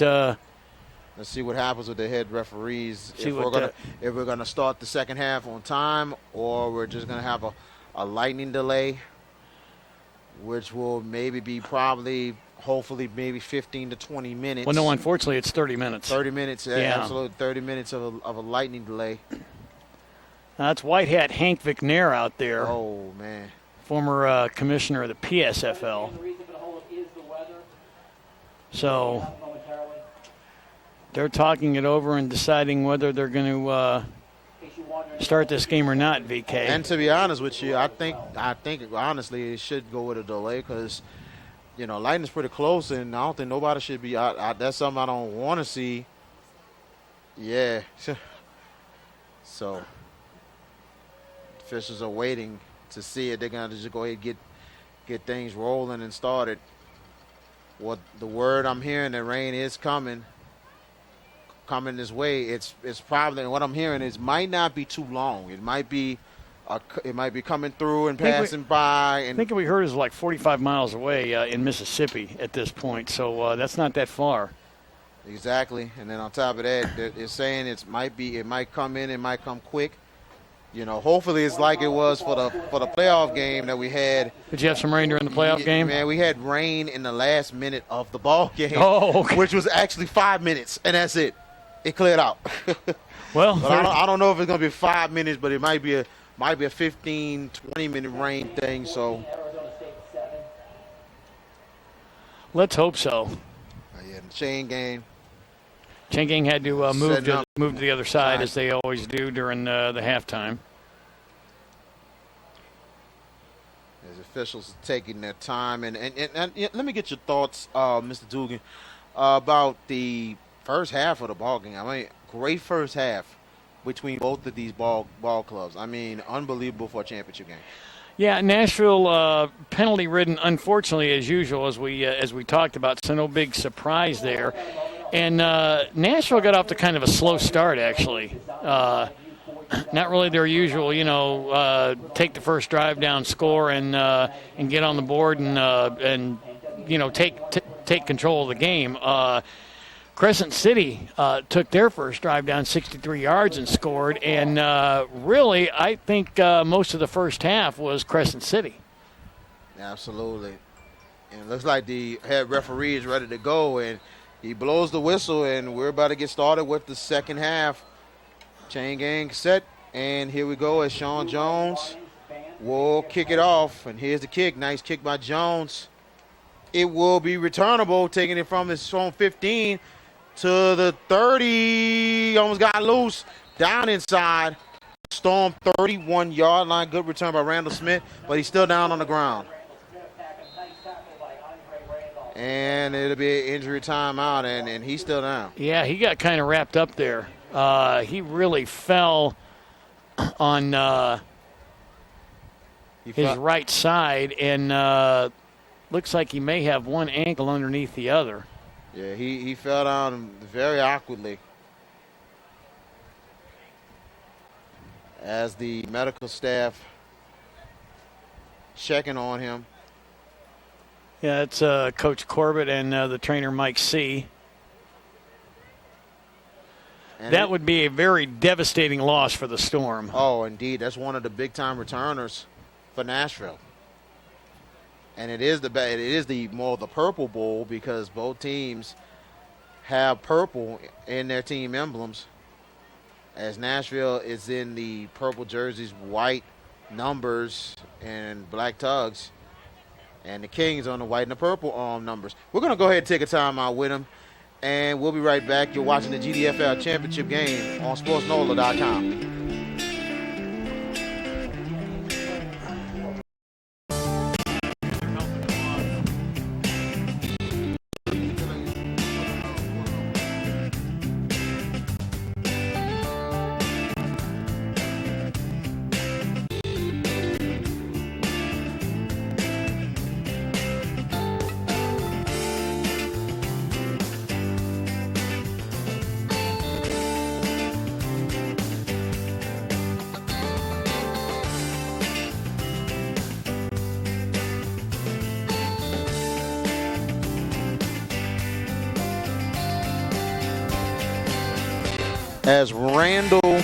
As number 24, Randall Smith comes off the field and on his own power, and he looked like he might be okay. We'll see if he comes back in the ball game. And also the band is pretty much getting out of here themselves. I think they know what's going on, know what's coming. He may have just gotten his clock clean because that was a pretty hard tackle. 4 wide receiver sets, and they give it to Bohannon on the right side, cutting back. Bohannon's going to get some positive yards right there. Nice run by Keon Bohannon. And it is a good 9-yard gain. And it'll be 2nd down and 1 for the Nashville Storm.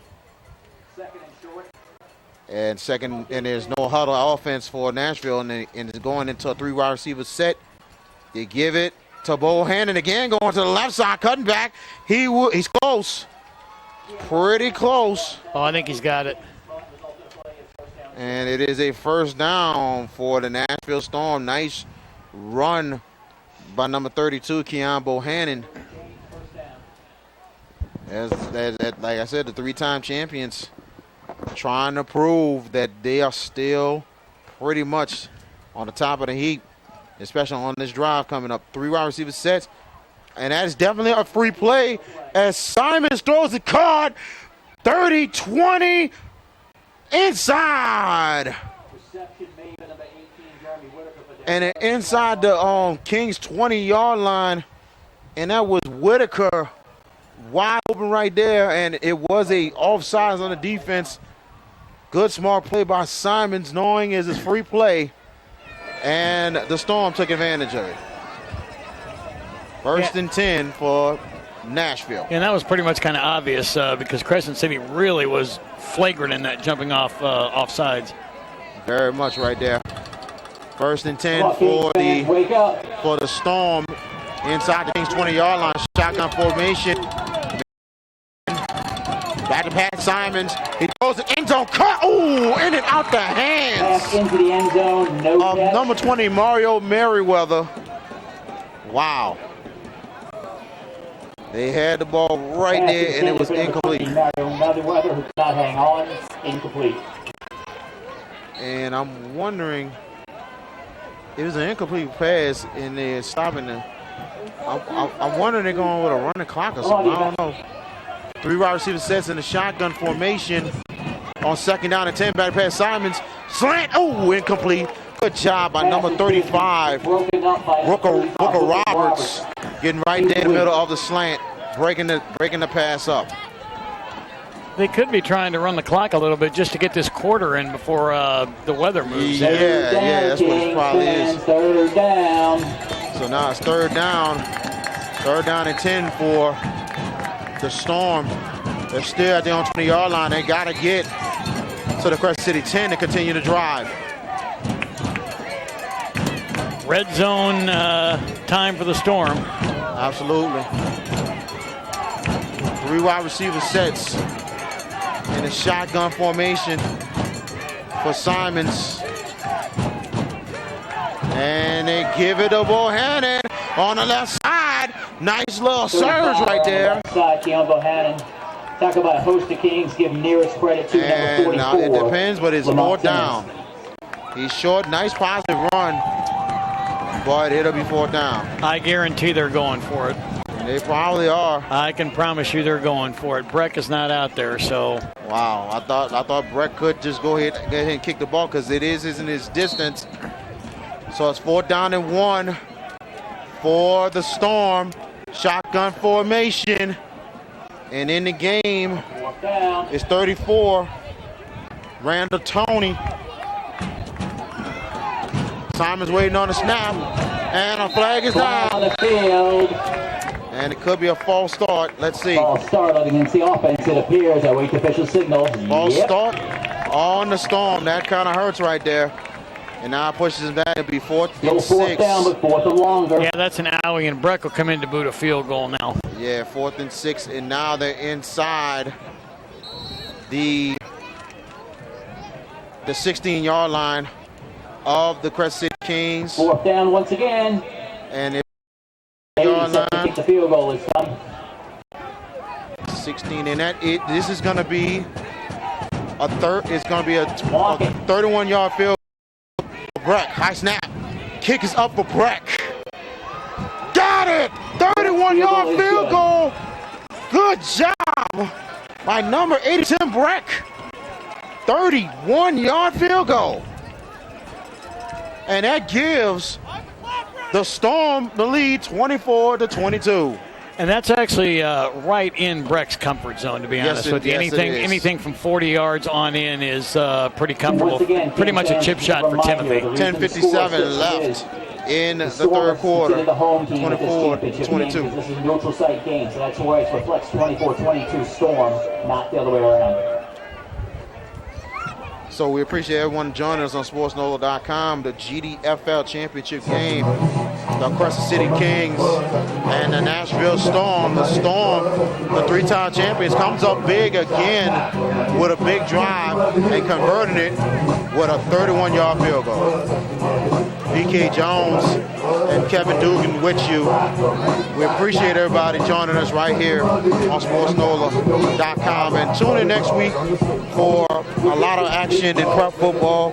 We will bring it to you Thursday or Friday next week. So just tune in to SportsNola.com and we will give you all the details. That's SportsNola.com for the best sports action. What, no Saturday game? You only have to work 2 nights next week? We do really? Saturday. It depends on what we schedule. So okay. All right. There you go. It's a week-for-week basis, you know. So coming up, Breck will kick it off. Fitch and Kennedy waiting to return for the Kings. What makes me think Fitch is going to get this ball? Here's Breck kicking it off. It'll be Kennedy returning it, taking it from his 21. And good tackle by the special teams of the Storm. Short return. And they got right there and they broke everything up there. 1st and 10 for Crescent City. Andre Randolph on the returner. Crescent City will be inside their own 20-yard line. Yeah, that's Marcus Brown on the stop for Nashville. Marcus Brown did a good job just aiming and just trying to get to Kennedy so he won't get anything right on the play.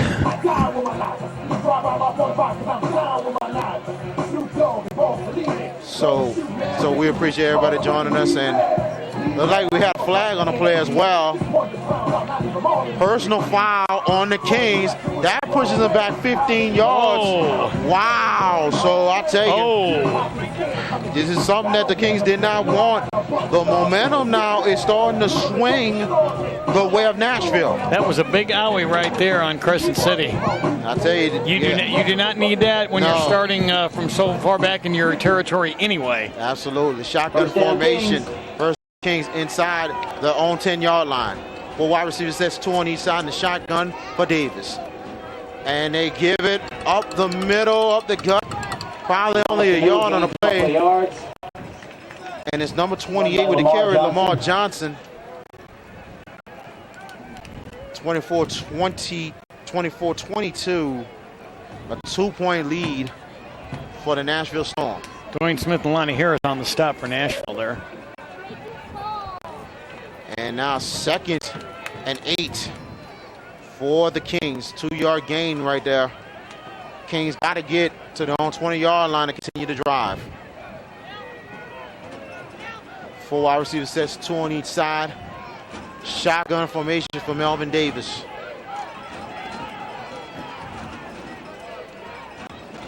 Davis back to pass. Pressure's coming. Davis goes to the left. Davis throws wide open, caught, and it is a first down for the Kings. And the ball's loose. Are they going to call him down, or is it going to be a fumble? And it is a fumble, and the Storm recovers. Wow. Even Barra had the catch, and the ball came loose when he went down. Kind of a questionable call there, but the officials called it the other way. Wow. It just popped out of his hands as he was going to the ground, and I was kind of wondering if maybe he was still in control of it so that they wouldn't call it a fumble, but they did. And the Kings coaching staff is kind of questioning this call. And now the momentum.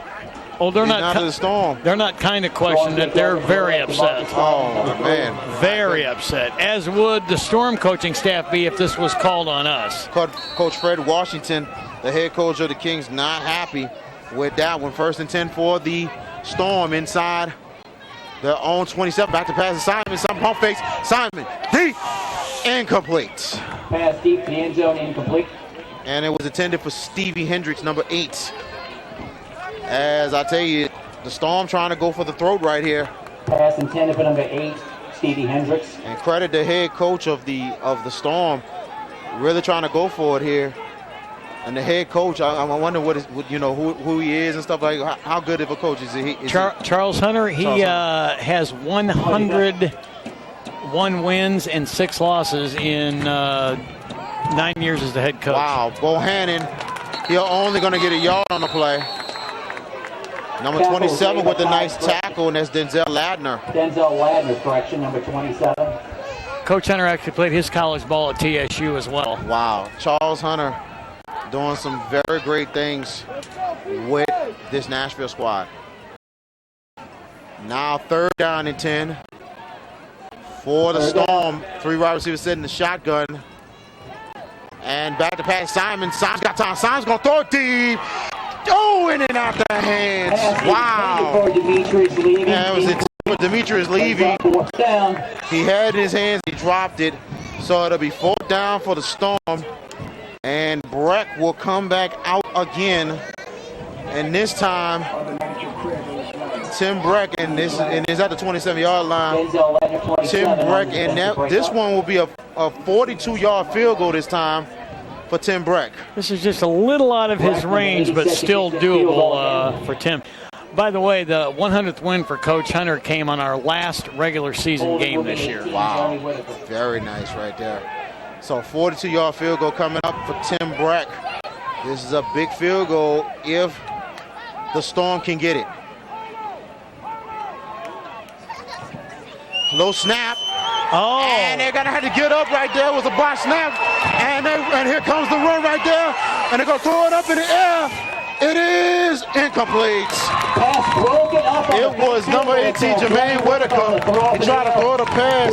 Number 9, Corey Kennedy breaks it up. What happened was it wasn't really a fake. It was just a botch snap, and Merriweather had no choice but to try to take the ball and make a play.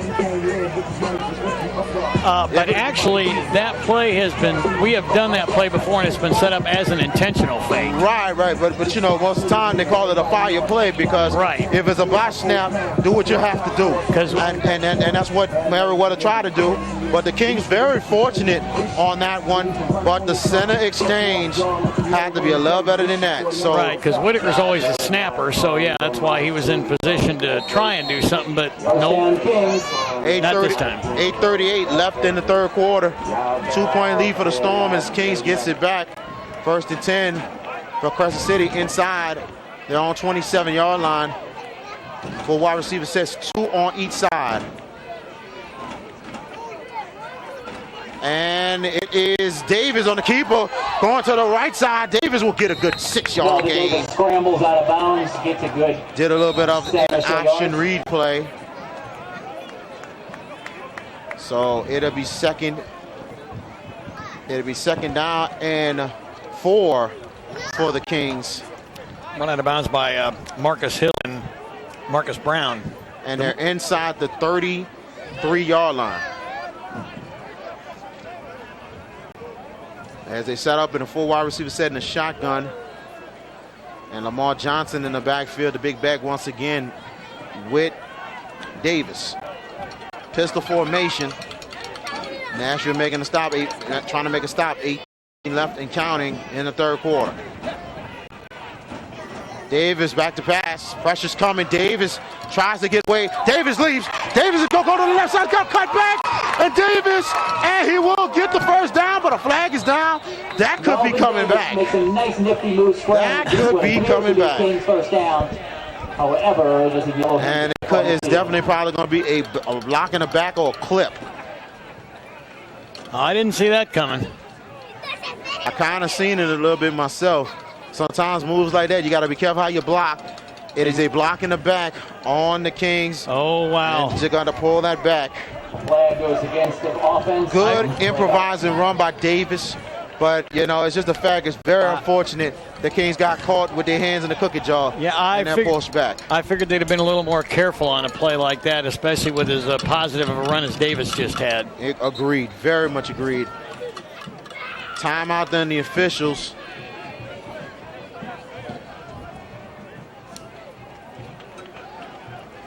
Looks like Akeem Davis had a question from one of the coaches. And I think him and the officials and the coaches are trying to communicate something, and everything's back to normal and ready to go. 7:52 and counting. 2-point lead for Nashville. 4 wide receiver sets, 3 to the left, 1 to the right. Davis waiting on the snap as Crescent City takes their time. Back to pass is Davis. Davis, Crescent coming, he's sacked. Oh, good job. Number 90 makes the play for Nashville, Danny Roberson. That was 345 pounds falling on Davis, by the way. Up at 345 pounds of mass. Mass and then some. But he makes a big play right now. And he moves and grooves so much for a 6'6" guy with that much size. With that much size. He moves very, very fast for a 345-pound man. 7:05 and counting left in the third quarter. You know, it looks like this storm may have passed us by. I haven't seen any lightning basically since the start of the third quarter, VK, so maybe this blew over. Maybe. Let's see. 3rd down and 22 for the Kings inside their own 17-yard line. 4 wide receiver sets, 2 to each side. The Kings got to get to their 37. Back to pass is Davis. Davis looking. Davis got pressure coming. Davis rolls out to the right. Davis looks, throws down the field. Wide open cut by Baylor, and the first down for the Kings. Davis to Baylor with the catch. And it's 1st and 10. Crescent City Kings inside their own 48-yard line. Boy, there was no Storm player in sight. It was wide open. No, there was. Unbelievable. They really caught him off guard. Every Nashville Storm player was on the other side of the field. And the one thing I noticed about the Kings from the playoff game to the championship, they face it, they bounce back. They bounce back every time. Absolutely. Unbelievable. Now it's a 4 wide receiver set shotgun formation inside the Kings 48, 1st and 10. Shotgun formation, Fitch in the backfield now with Davis. Low snap back to passes. Davis looking, pressure's coming. Davis gets loose, going to the right. Now he's going to try, go to the left, and he's going to, it's a loose ball. Oh, picked off. Almost picked off by number 13, Chris Dansby, playing both sides of the ball. And wow. Oh, I thought Chris had a hand on that. Pressure came, and Davis should have knew better. Davis should have just went down. He should have just went down instead of taking the chance and throwing it. When you got somebody near your back, go ahead, just take the tackle, take the sack. Don't risk it. Don't risk it getting a turnover. And boy, you thought Dansby had that. Oh, man. That was pretty close. That was close right there. And now it's 2nd and 10 for the Kings inside their own 48. 4 wide receivers, 2 on each side in a pistol formation this time. Davis, he gives the Fitch, going to the right. He'll only get a yard on the play. 25, Derek Williams. Oh, a little bit of a little wolfing and talking. A little bit of a love fest going on down there again. Yeah. Luckily no flag was thrown. Now they broke it up pretty quick. Dedrick Tucker there on the stop for Nashville. Yeah, that was. And good job by the officials. They stepped in quickly and said, just hold it, stop right there, or I'll throw the flag, get back. And there have only been a couple minor skirmishes tonight, so it hasn't been all that bad. I mean, this is a football game after all. 3rd down and 9 for the Kings inside their own 49. The Kings got to get to the Storm 42-yard line for the first. 5 wide receiver sets, 3 to the left and 2 to the right. Davis by himself in the backfield, taking the time, waiting on the snap. High snap, back to passes. Davis, pressure's coming. Davis, can he get away? And Davis won't get away. As the big man stayed at home making the play, Roberson once again, number 90. I'll tell you what, he tried to escape a couple times and almost did. He almost did, but until Danny came around that left-hand side and it was over. And credit the blitz by Nashville. They're getting the penetration in there and creating the pressure to not just to get to Davis, but to cut into the running lanes so they can slow him down. Exactly. 4:04 left and counting in the 3rd quarter. 2-point lead for Nashville. And Keywan Bullock is back to punt as number 20, Merriweather, and also number 8, Hendricks, ready to return. It's still lightning, but it's not really too bad. It's causing a rainstorm, so looks like it might be fortunate. Looks like it might be a little further away than it was at the start of the 3rd quarter here, which is good news for us. Nice snap. Bullock with a nice high kick. Let's see where it goes. And it does take a Kings roll. Oh, definitely. Inside the Storm 23-yard line, 1st and 10 for Nashville. Good punt there by Crescent City. Very good punt right there. They've been credit the special teams. They've been pinning the Storm back. Yeah, you need to pin them. You need to pin them from the 30 on back. Believe me. 1st and 10 for Nashville. Start the Storm out any further up than the 30, and that spells trouble. And they're inside their own 23-yard line, 1st and 10. 3 wide receiver sets, 2 to the right, 1 to the left in the shotgun for Simons. And they give it up the middle. Nice positive yards right there. Flag over on the far side. Play. 37 with the carry, and that's Chris Harrison. Looks like the flag was about the 23, VK. Let's see, we get the call right here. The 3rd quarter has been running by pretty fast here. That's going to go pretty fast. And it was actually on the Kings. I think it was offsides. Offsides if on I'm the not Kings. mistaken. So 5 yards ahead in the second down and 4. And this time Harrison gets it again, but a good tackle in the backfield. Oh. 53. Michael Gorham with the tackle right there. So now third down for the Storm. 2:50 and 2:47 counting in the third quarter. Yeah, he read that play like a cheap, trashy novel. He was all over it. Now 3 wide receiver sets once again. Shotgun formation for Simons. Simons back to pass.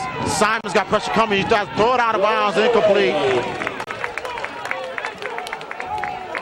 Sideline looking for a ground call. They're not going to get it.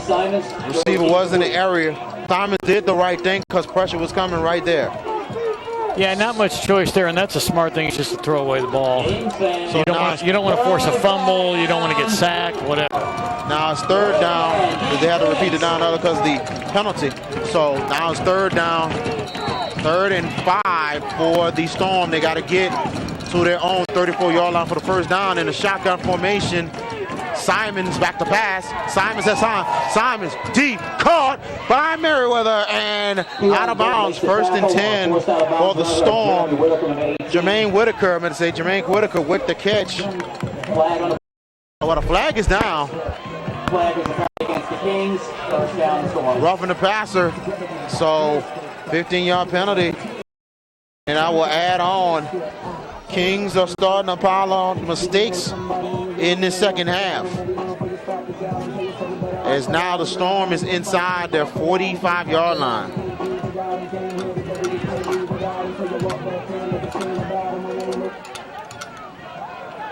And now we're going to this shotgun formation, 3 wide receiver sets. And Simons this time is Harrison who gets it going to the left side. Harrison's got a couple blocks. Harrison's going to get 6 yards. No, 5 yards on the play. 5-yard gain for Harrison. It'll be a second down for the Storm. Crescent City starting to get a little tired defensively. So it's 2nd and 5 for the Storm inside of midfield. They got to get to the Crescent City. 45 for the first down. Shotgun formation. Harrison again. Next time going to the right. Harrison cutting back, twisting. He'll barely get a yard on the play. Number 35 with the tackle. Booker Roberts with the tackle. So now it's 3rd down for the Storm. And it's a 3-yard gain for Harrison. So 3rd and 2 for the Storm. They're inside the Kings 47. And the Storm has got to get 2 yards for the first. They got to get to the Kings 45. 3 wide receiver set, shotgun formation for Simons. Back to pass to Simons. Simons has time. Deflected, picked off, and here comes 20, 40, 30, 20, 15, 10, 5, and it's a touchdown for the Kings. And it is Denzel Ladner with the pick 6. Unbelievable play.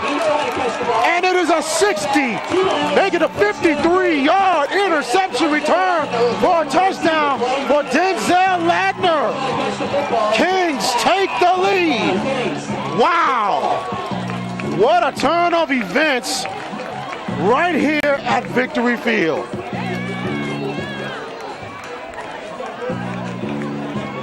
What a play by Denzel Ladner, but credit the D-line of Crescent City putting a paw up, and I believe it was Sean Jones caused the deflection. Ladner just stepped in front, stuck Johnny on the spot, and had open field to get in the end zone. 53-yard return for a touchdown for Denzel Ladner. Important extra point coming up for the kicker, Jeffrey Hampton. And we got players running on and out the field. Need to get where they need to get here. Need to hurry up before the time runs out.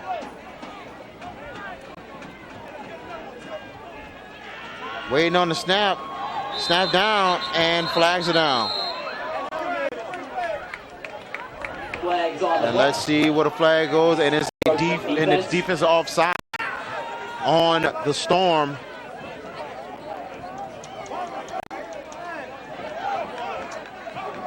So they didn't go ahead and get they want to get the extra point and take it, but they did stop before the play. But that's what Coach Washington is trying to see.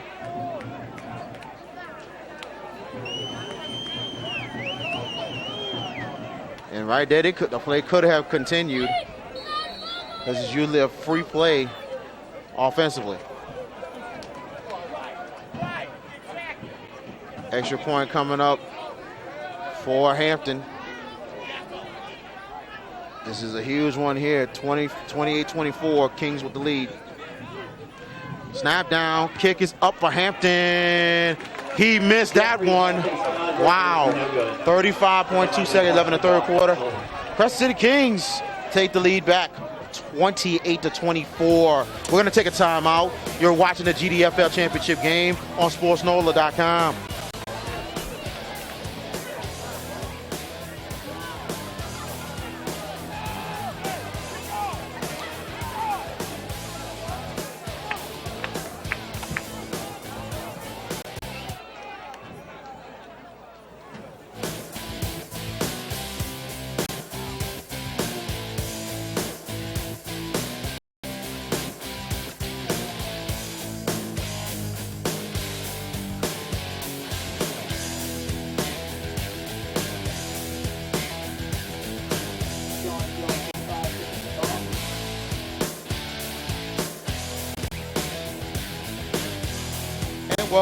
And welcome back.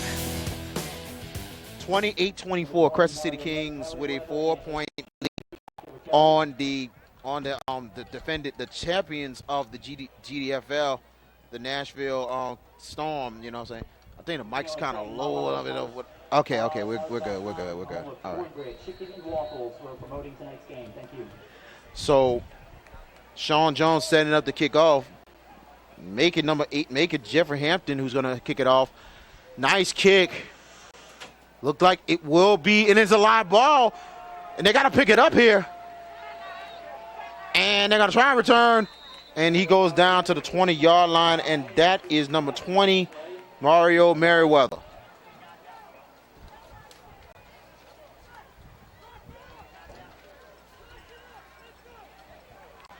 So the Nashville Storm will come back on the field and try to redeem themselves after a pick six by Denzel Ladner.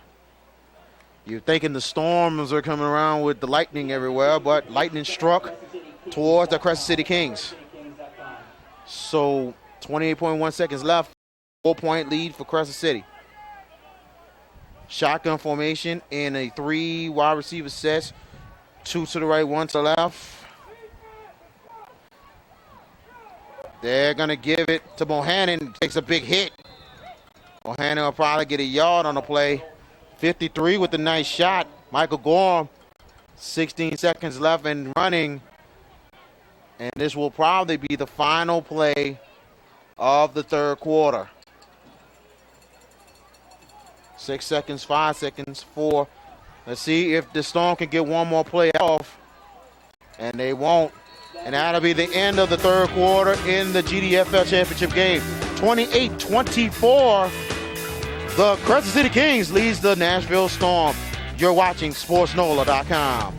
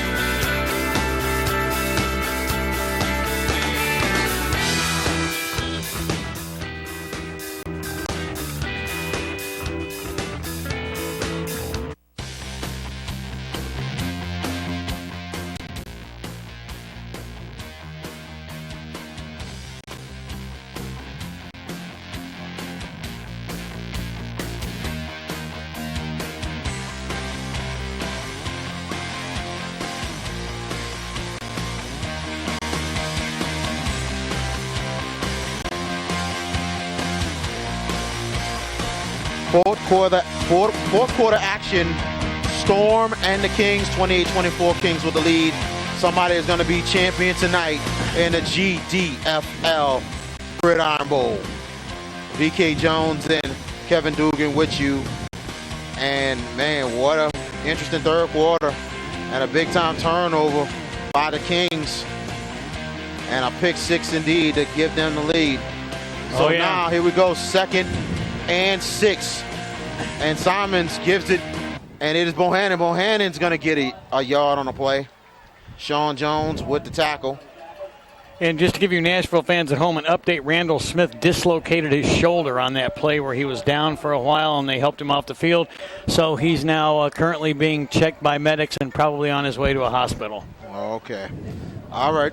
So now it's a 3rd and 1. Low snap. Bohannon's going to take it to the left side. Bohannon will get the first down and more. 40, midfield. He's going to cut it up to the inside. The Kings, 40-yard line. Wow.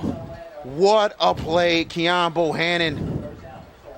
As the Nashville Storm moving and grooving. He's been a little workhorse tonight, that's for sure.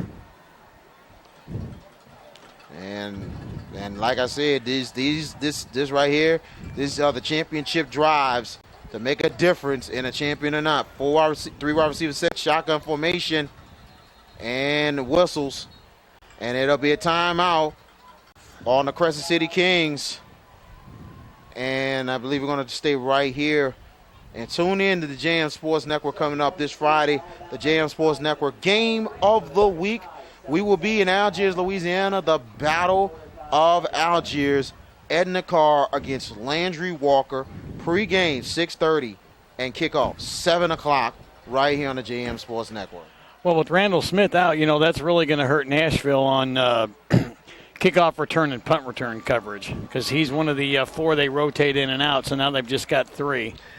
And word I got out, especially from SportsNola.com, and the St. Aug and the McDonald 35 game right now is in a rain and lightning delay. So that's why they're not playing right now. The game was supposed to have been kicked off at 7 o'clock at Tag Gormley Stadium, a big-time rivalry game. But right now they're in a big-time weather delay, and that's why they have not started. Oh, wow.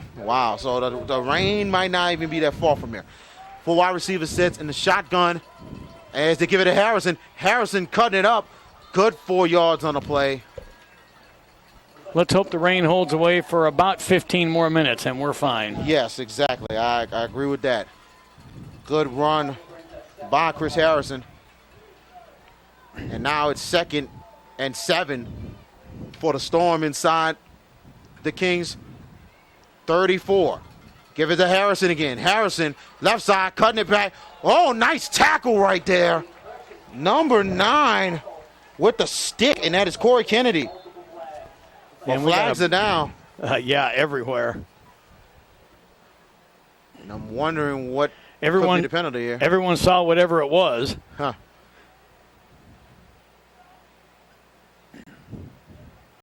See what the white hat Hank McNair has to say about this. And it's a personal foul on the Storm. Oh, ouch. Not good. And that's going to push them back. Something Nashville did not need. Actually, it's on the Kings. Oh. Whoa. I'm wondering why he. I wonder why'd he go towards Nashville the first time. No, I think at first it was on Nashville, and then it was on Crescent City. Crescent City, because they did go back with the ball. But let's get the correct calls. Personal foul, and it actually is on the Kings. Okay. And it's a 15-yard penalty for an automatic first down on Crescent City. So that's the correction on that one. All right, there you go. So that's big right there for the Storm. Big break for them. 1st and 10 for Nashville. 4 wide receivers in the shotgun. This time 31 gets it, and a nice run. Little hit right there, 44. That's Lamont Simmons. But 31, a fresh back right there, and that is Kenneth Marlowe. And how many backs does this team have? A lot of backs, a lot of rotating running backs. How many do you want us to have? Yeah, Marlowe's a late game running back. 2nd and 1. Here's Marlowe going to the left side. Marlowe's going to get the first down for the Storm. The offensive line is starting to wear down. on the Kings defense. And they're rotating backs in and out right now. You're looking at Randall Toney now in the game for the Storm. See, that's the advantage we have. We've got so many running backs, we can toss them in and out. It doesn't make any difference because one's as good as the other. And 4 wide receiver sets once again. And up the middle, Toney. Toney gets some positive yards, trying to bounce back. Goes forward. Good yards right there by Randall Toney. Took him a while to get him down there. And I think I think the one thing you can say about Nashville has a whole lot of depth on their team. And they rotate in and out almost every position. Now 2nd down and 3 for the Storm, and they give it to Toney. Toney going up the middle. Toney's got a surge. Toney's going to keep going. Toney will have the 1st down and goal for Randall Toney getting the first. And pretty close right there. Should be the 1st down. 1st and goal for Nashville inside the Kings 5-yard line. 11:31 left in the ball game. 1st and goal inside the 5-yard line. Shotgun formation, 4 wide receivers. And it's a timeout, an official timeout. Well, we've got a Crescent City King that's looks like maybe he just has a cramp. Injury timeout. Looks like the old cramp monster. Looks like the old cramp monsters here, VK. Yeah, you know, with the combined of the heat and everything, Booker Roberts is on the field right now. Probably does have cramps, and they're going to check on him. Like we announced earlier, if you're trying to get to the St. Aug and McDonald 35 game, they are in a weather delay, so that's why the game has not been started, because it started raining around almost kickoff. So right now they're in a big time weather delay over at City Park. So if you're on your way, stop and have dinner, and you know. Really, I'm like this. Just if it's that bad, just stay home and chill out. Or if you want to wait a while, and just head to the stadium if you got your tickets. Or if there's a nice restaurant nearby, stop and have dinner, wait the weather out, and then go to the game. Yes, sir. So hopefully that Roberts is okay. And man, we appreciate everybody joining. This has been a very good ball game. The Storm is just raging right now, and just trying to get into the end zone to take this lead right back in this championship game. And they're looking for their actually the 4th GDFL championship. And they're trying to get a dynasty. They already have a dynasty. They're trying to get a little more. Well, not our 4th GDL championship, but our 4th league championship. Yeah, we've been in a couple other leagues besides the GDFL. So 4th league championship, but how many? You already got what? 2 in the GDFL, right? No. All right. Don't have any in the GDFL. Oh, okay. Y'all don't have any in the GDFL. No. Okay, so y'all looking for your first title in the GDFL? Yes, that's correct. Well, 4th title overall as an organization. Yeah, 4th league title, and then we've got 3 national championships also. So we're looking to break through to the GDFL, and I know Crescent City is too, and they're doing a good job. 1st and goal and they're gonna give it up the middle. A little bit of a surge, and they're going to try and push a little more, but they're going to mark him down, and that was Anthony Martin with the carry. Only a yard gain inside the Kings' 4-yard line. Yeah, they tried to push Batman, but it didn't work. And now it's going to be 2nd and goal inside the Kings' 4-yard line. Shotgun formation, 3 wide receiver sets. Martin in the backfield with Simons. Back to pass. Actually, they give it to Martin. Martin cuts it back, middle, and he stopped. Good stop right there by the Kings, just short of the end zone. Lamont Simmons making the stuff right there. Martin tried to cut back, almost got right there, but a good stuff by Simmons. Almost dived in the end zone, but yeah, Simmons was right there and said nope. Not this time. 3rd and goal for the Storm inside of the Kings' 2-yard line. 10-17 left. 4-point lead for the Kings. 3 wide receivers set in the shotgun. Now Toney in. They give it to Toney. Toney up the gut. Can he get in? Yes, touchdown for the Nashville Storm. Number 34, Randall Toney, 2-yard touchdown. As the Storm retake the lead. Wow, what a play, what a drive. Yeah, nice on the Nashville Storm. Yeah, nice drive there by the Storm all the way down the field, and positive results, which is what you want, which is what you need. 30-28 is the score right now, 2-point lead for the Nashville Storm.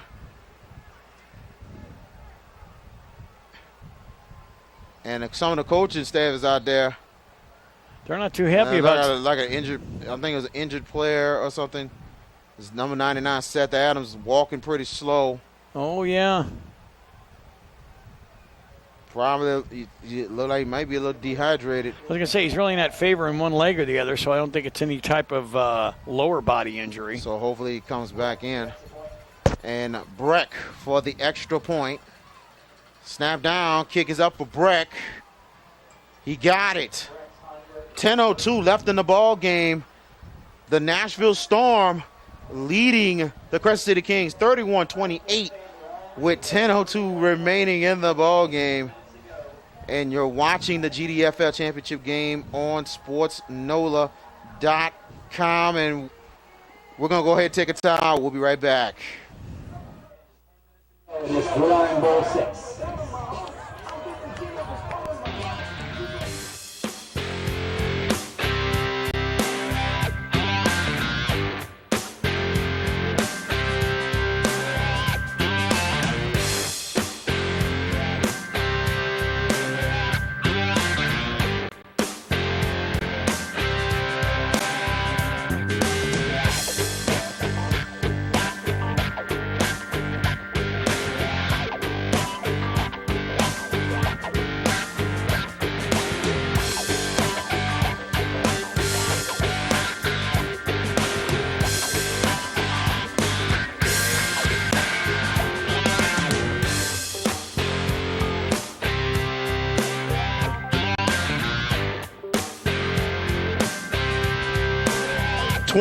31-28 Nashville Storm over the Crescent City Kings.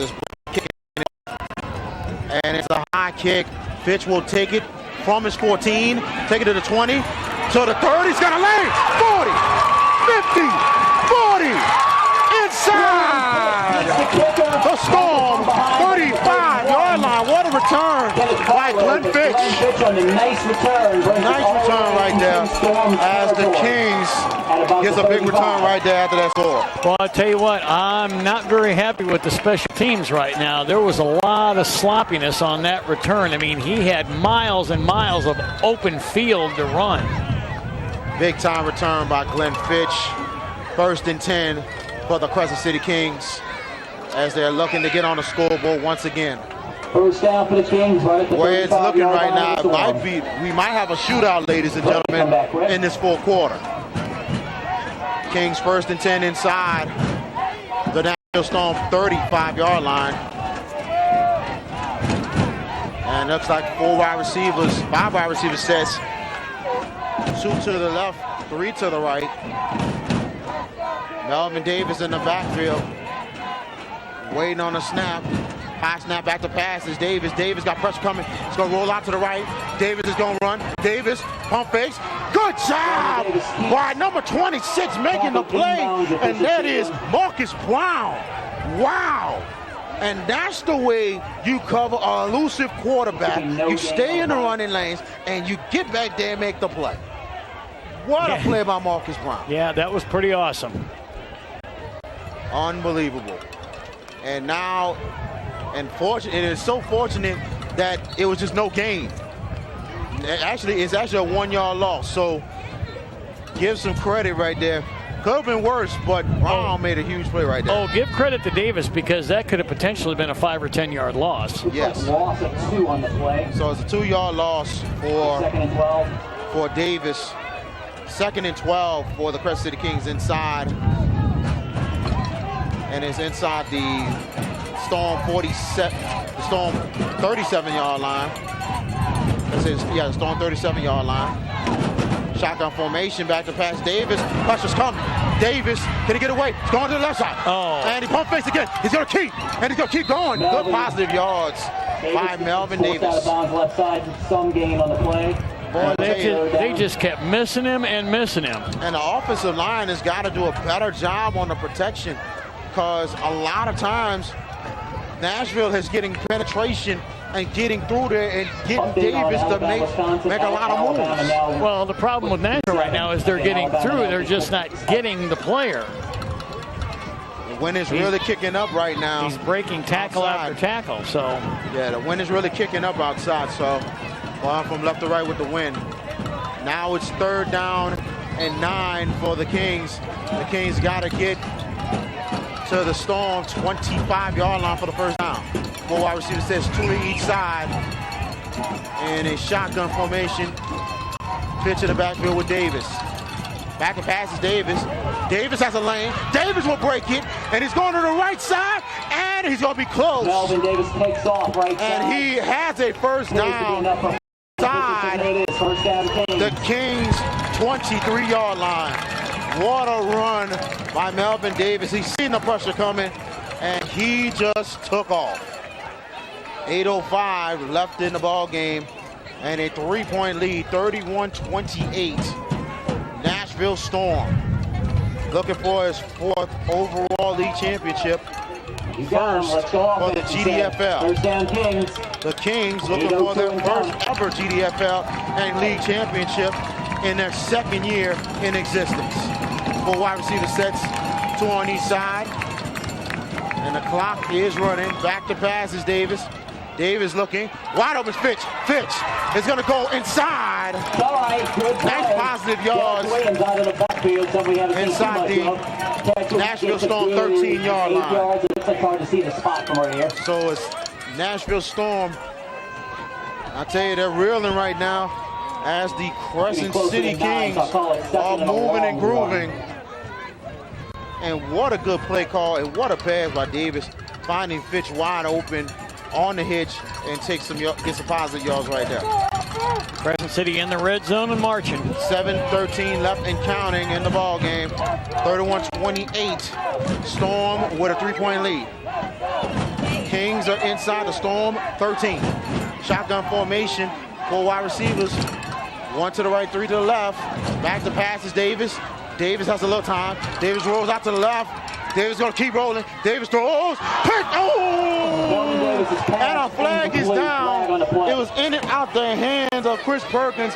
Could have had another interception, but a flag is down. I wonder if that's going to be pass interference. Pass interference, or could be a possibility.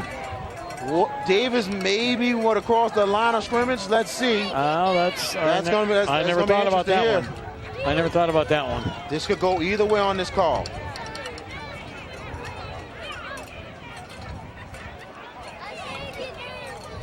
Hold on the Storm. Okay. And his decline. Obviously. Offsetting penalties, replays. Oh, actually, it's offsetting penalties. Oh, okay. So it was a hold on the Storm and a personal foul on the Kings. Okay, so that's offsetting penalties. Repeat the down. Again, it's done. This time it will be 2nd down. 2nd down and short. 2nd down and 1 for the Kings. So we're just starting over. Yes, inside the Storm 13-yard line. They got to get to the Storm 12 for the first. 6:39 left in the ball game. 4 wide receivers, says 2 on each side in the shotgun formation. Davis, and it's a pitch. Fitch, and he got some good yards right there. 1st and 10 for the Kings. Gets the first down. And I said it right. The snap went to Fitch, like a pitch. Hey, that was poetry. Pitch to Fitch. That's right. the pitch to Fitch, and he takes it in. 1st and 10 for the Kings. Yeah. Fitch lipping a little bit, going to the sideline, getting checked out quite quick. 1st and 10, actually 1st and goal for the Kings inside the Storm 7-yard line. 1st and goal from right about the 8. 4 wide receiver sets, 2 on each side. Shotgun formation. Back to pass is Davis. Davis, pressure's coming. Davis rolls to the right. Davis gonna keep going to the right. Davis throws in zone. zone, too high. Pass into the end zone, incomplete. And the pass, and it was intended. Pass intended for Jonathan Warren. For Jonathan Warren, number 16. Second and goal. So it'll be second and goal for the Kings. And Pistol Ramsey on the coverage for Nashville. And the Kings knocking on the door to try to retake the lead. The Nashville defense looking to try to make a stop here with a 3-point lead.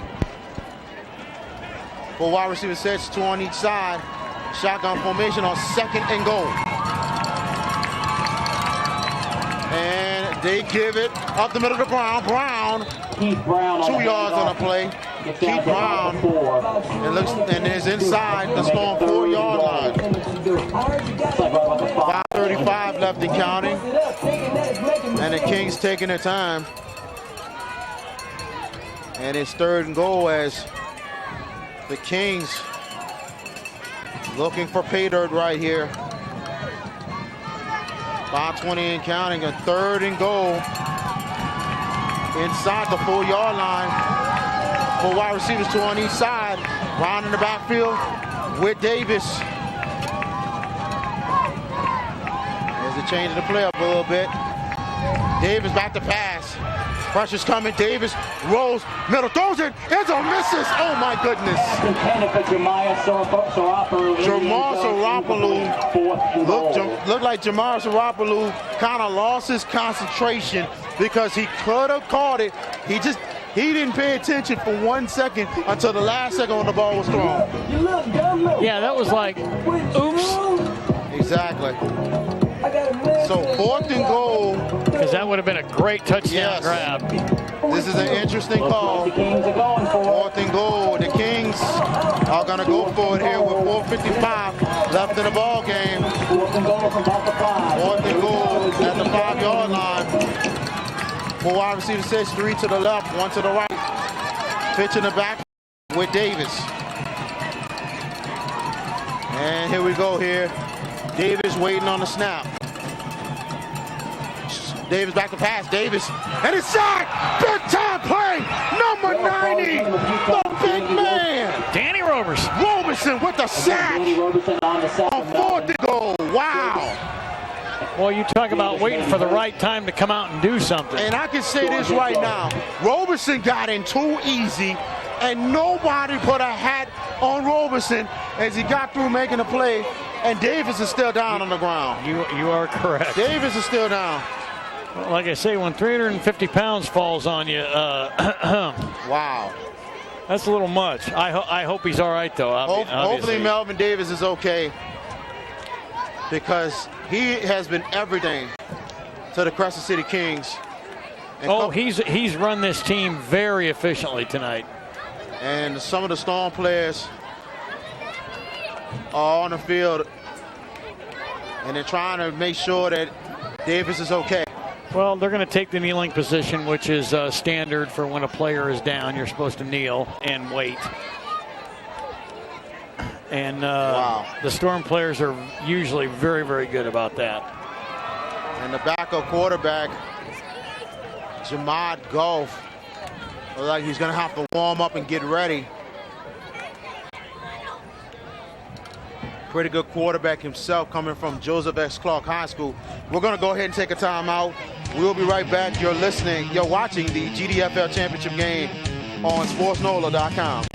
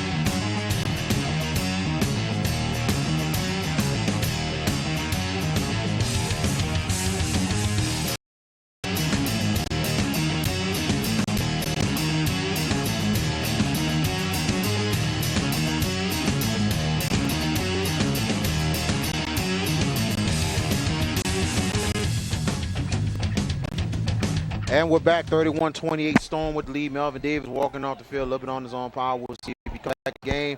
And here's Bohannon. Bohannon gets the carry. Nice 4-yard gain up the middle.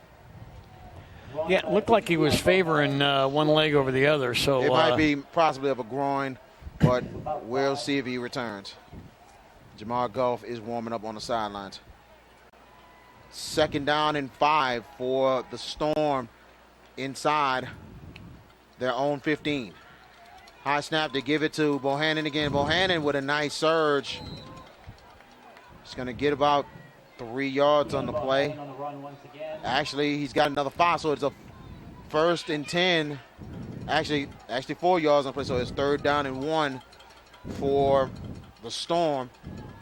And they're inside their own 20. Shotgun formation. Bohannon again, this time to the left.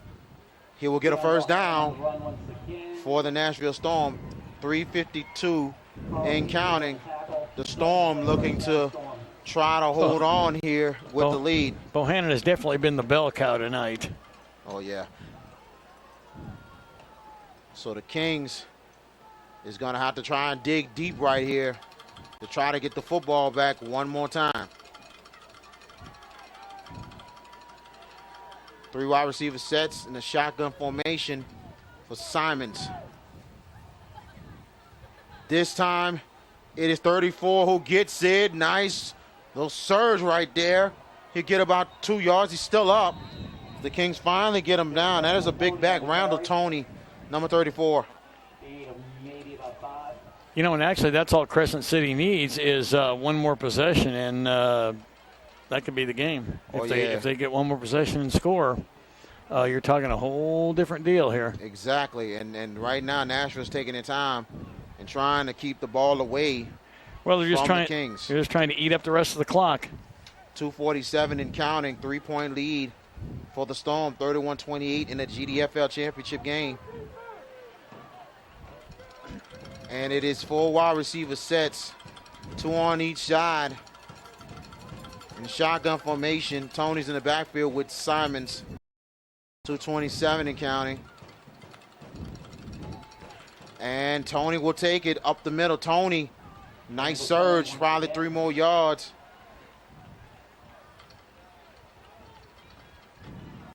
So this will be a big 3rd down right here for Crescent City. 3rd down, I'm going to say a big 3rd down for the Storm. 3rd down and 3. The Storm has to get to their own 32-yard line, 33-yard line to continue to drive. And we have a 2-minute warning right here. And it's like in the pros, 2-minute warning in the first half and in the second. And they just threw a flag? For what? Oh, man, they got a flag down. So yeah, they threw it after they called the 2-minute warning, so I'm not sure what's going on with that. And Coach Fred Washington is talking to the officials. Personal foul on the Storm. Wow. Oh, boy. That is huge for the Storm right here. And that's pushing them back 15 yards.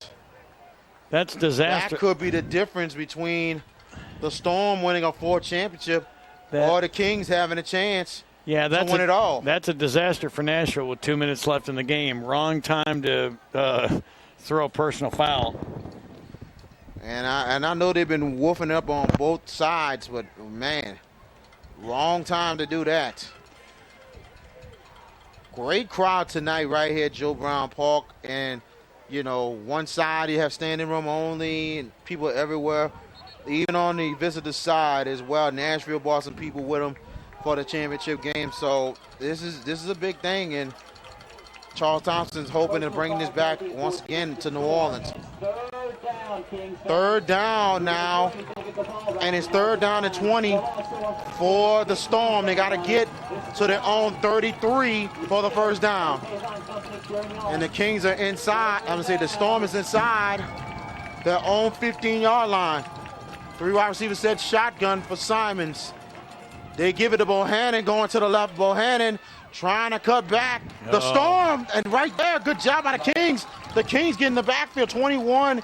Paulo Parler making the play for the Crescent City Kings, and it'll be 4th down. Kings should have 2 timeouts. Official count. And there should be 2 timeouts left for the Kings, and the Kings will call. And actually, the Kings have called a timeout. There'll be 1 timeout left for Crescent City, and we're gonna have to go ahead and take a break. You're watching the GDFL Championship game, 31-28. Storm with the lead, 151 left on SportsNola.com.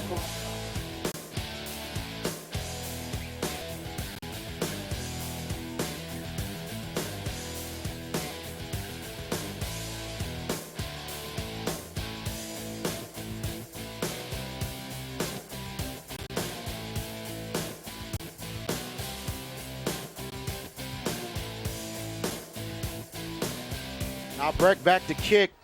Kennedy waiting to return. Breck gets and he punts it off. Won't be 2 returner, and it's going to take a Crescent City roll.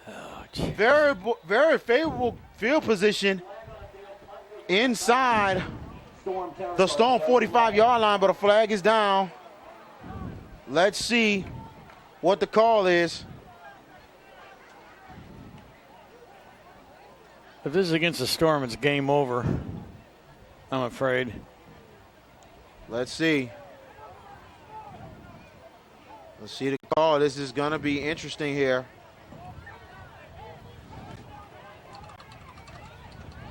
If it's a roughing the kicker call, that could be the ball game, because that's an automatic 1st down and 15 yards. I'm wondering if it's running into the kicker, it's still a 5-yard penalty and still a 4th down.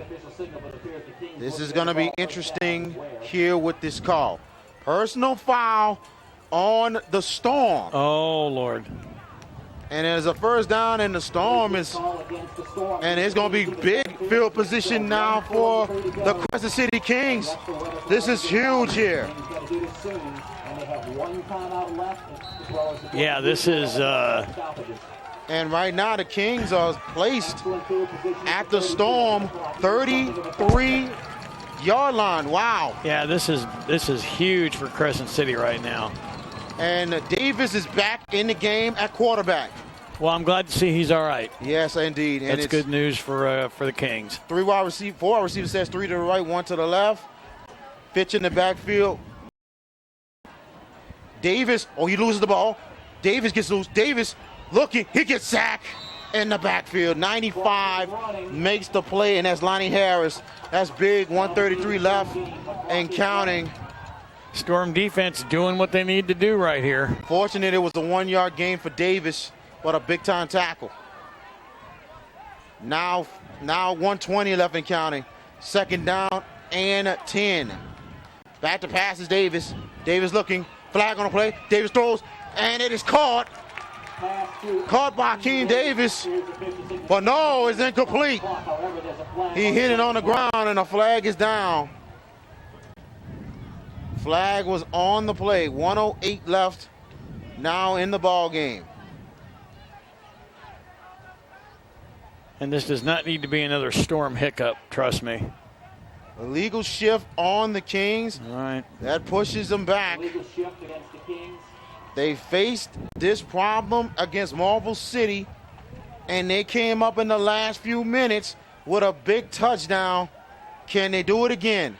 Well, and of course, there's less than a few minutes left. We've got 1:08 left, so Minute 8. it can be done. However, Timeout, Storm. And I believe that's their first timeout. So we're going to stay right here. VK Jones with you, and also Kevin Dugan from the Nashville Storm. And we thank for all y'all for joining us right here on SportsNola.com. And as soon as this game is over, we'll probably just go ahead and get out of here and everything. We're gonna try and bring in the trophy presentation, but I don't know if it's gonna be possible. But we'll let you know, and we'll see. It's gonna be kind of iffy, but we'll see. and VK, it's been my pleasure. Thanks to you, and thanks to the fine folks at SportsNola.com for asking me to join you this evening. I appreciate that. I know everyone in Nashville appreciates hearing a familiar voice, so that's good. It's an honor and a privilege to meet you, and it's very, very good. Good job tonight. So it's 1:08 left, and now is a 2nd down and 15 for the Kings inside the Storm 38-yard line. 4 wide receivers sets, 3 to the right, 1 to the left. Fitch in the backfield with Davis. Davis back to pass. Pressure's coming. Davis is going to roll out to the right. Davis will get away. Davis throws in and out the hands. Oh, and he should have had Glenn that. Fitch. He could have had. Oh man, he But at should the same time, ball was a little bit in front of him. But he could have had it, but it was a little bit in front. So now 3rd down and 15 for the Kings. That's almost like one of those you got to just reach out and grab with one hand and just hope.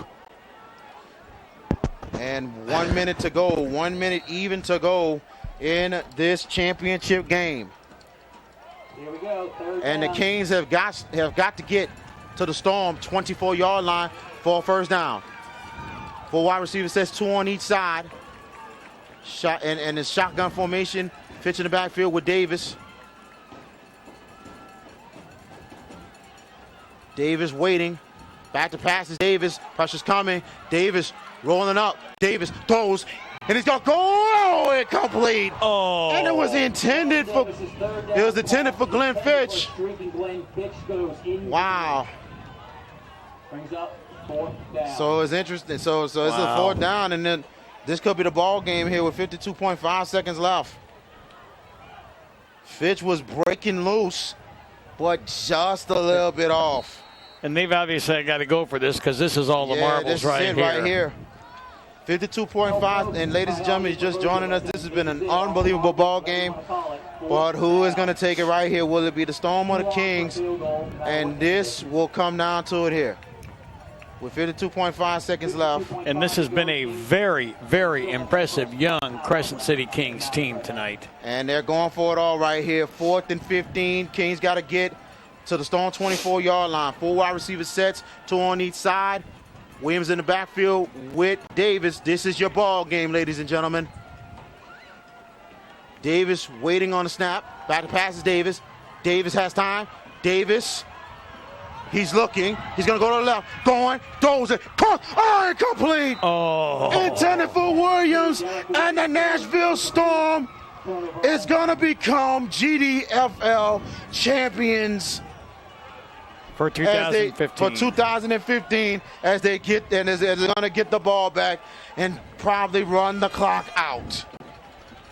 Davis had it was not a bad pass by Davis, but it was not. Just a little bit off. If the timing would have been there, I tell you, Williams could have had an unbelievable catch. He made the right read, but just not there. No, I got to be honest with you. I don't think Davis has thrown a bad pass all night. He made a couple of passes, not too bad, but just a little bit off with the timing. Just a little. Yeah, bit, but he's been playing a whale of a game tonight. But he has been stellar all. Wow, unbelievable. So, and 1st and 10 for the Storm.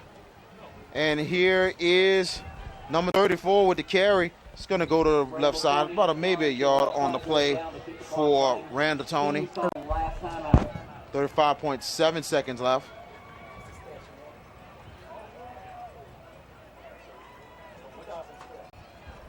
And it's 35.7 seconds left. And I'm wondering the clock, but we got an injury timeout. That's why the clock is still stopped. And we do have an injured player on the field, and it's definitely a Crescent City King. We'll let you know who it is in 1 second.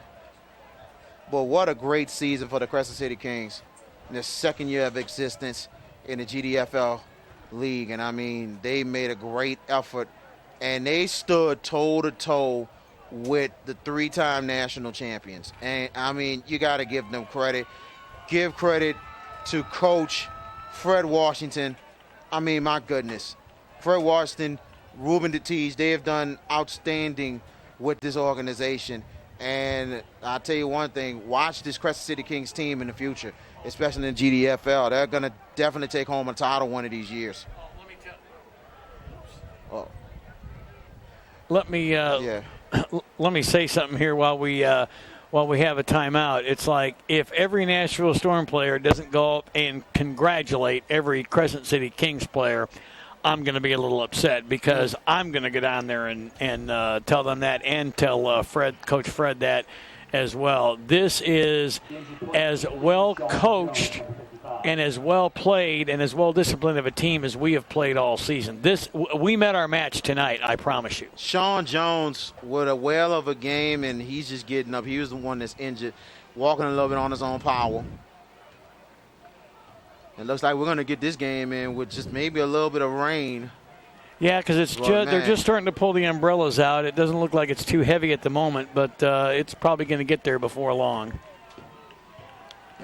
I would say it might be a quick trophy presentation. Probably so. And they're setting up in more of a victory formation right here as Simons under the center. And Simons will kneel. 31 seconds left. And I believe that will be it. And that's your ball game. And they just got Coach Hunter with the Gatorade like they did on his 100th victory. So this is the second time he's had it in the last 2 weeks. And Coach Hunter gets the Gatorade bath, and that will be it. Last play of the game. Congratulations to the Nashville Storm, 2015 GDFL champions of football. Fourth national title, first in the GDFL. So we're going to go ahead and take a timeout, and we will probably have the trophy presentation. Final score, 31-28, Nashville Storm, GDFL 2015 champions. We'll be right back.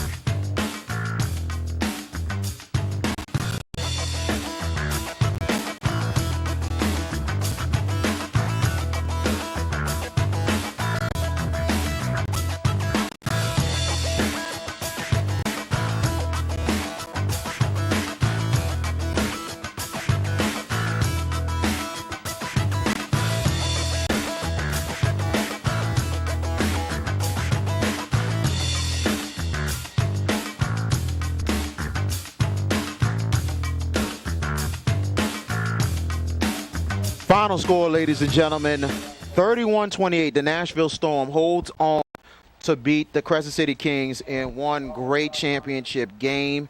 And I got to tell you, hats off to both teams as they played a tremendous championship game. Kevin Dugan, I wanted to tell you congratulations. You are also the general manager of the Storm, and I know you're very fortunate and very humble that you got this championship. Absolutely. Like I say, this team was the best team we have played all year. They definitely we beat teams by an average of 38.2 points this year. We beat this team by 3 points and barely because they had the lead a lot of the games. So we had to come back and do some serious work tonight, that's for sure. But Crescent City, I think we're going to see big things out of them in the coming years here in the GDFL. Absolutely, and I hope that these two teams can meet in the regular season more than anything because that's going to be a great ball game if it's scheduled. We would look forward to that, I promise you. Absolutely. So, Kevin Dugan, thank you so much. I hope you have a great and safe trip home to Nashville, and congratulations to your team winning VK, another thank you, and championship. thank everybody in New Orleans for all the hospitality. We sure appreciate it. And absolutely, and that'll be it right here from Victory Field over at Joe Brown Memorial Playground. For Kevin Dugan, for my producer Adam Bryan, Nat on the cameras, I'm VK Jones. We will see you next week on SportsNola.com with Prep Football and Jam Sports Network on Friday with the Battle of Algiers. Edna Carr, Landry Walker for the Jam Sports Network. Game of the week. Final score, the Nashville Storm 2015 GDFL champions, 31-28. Good night, everybody, and we'll see you next week.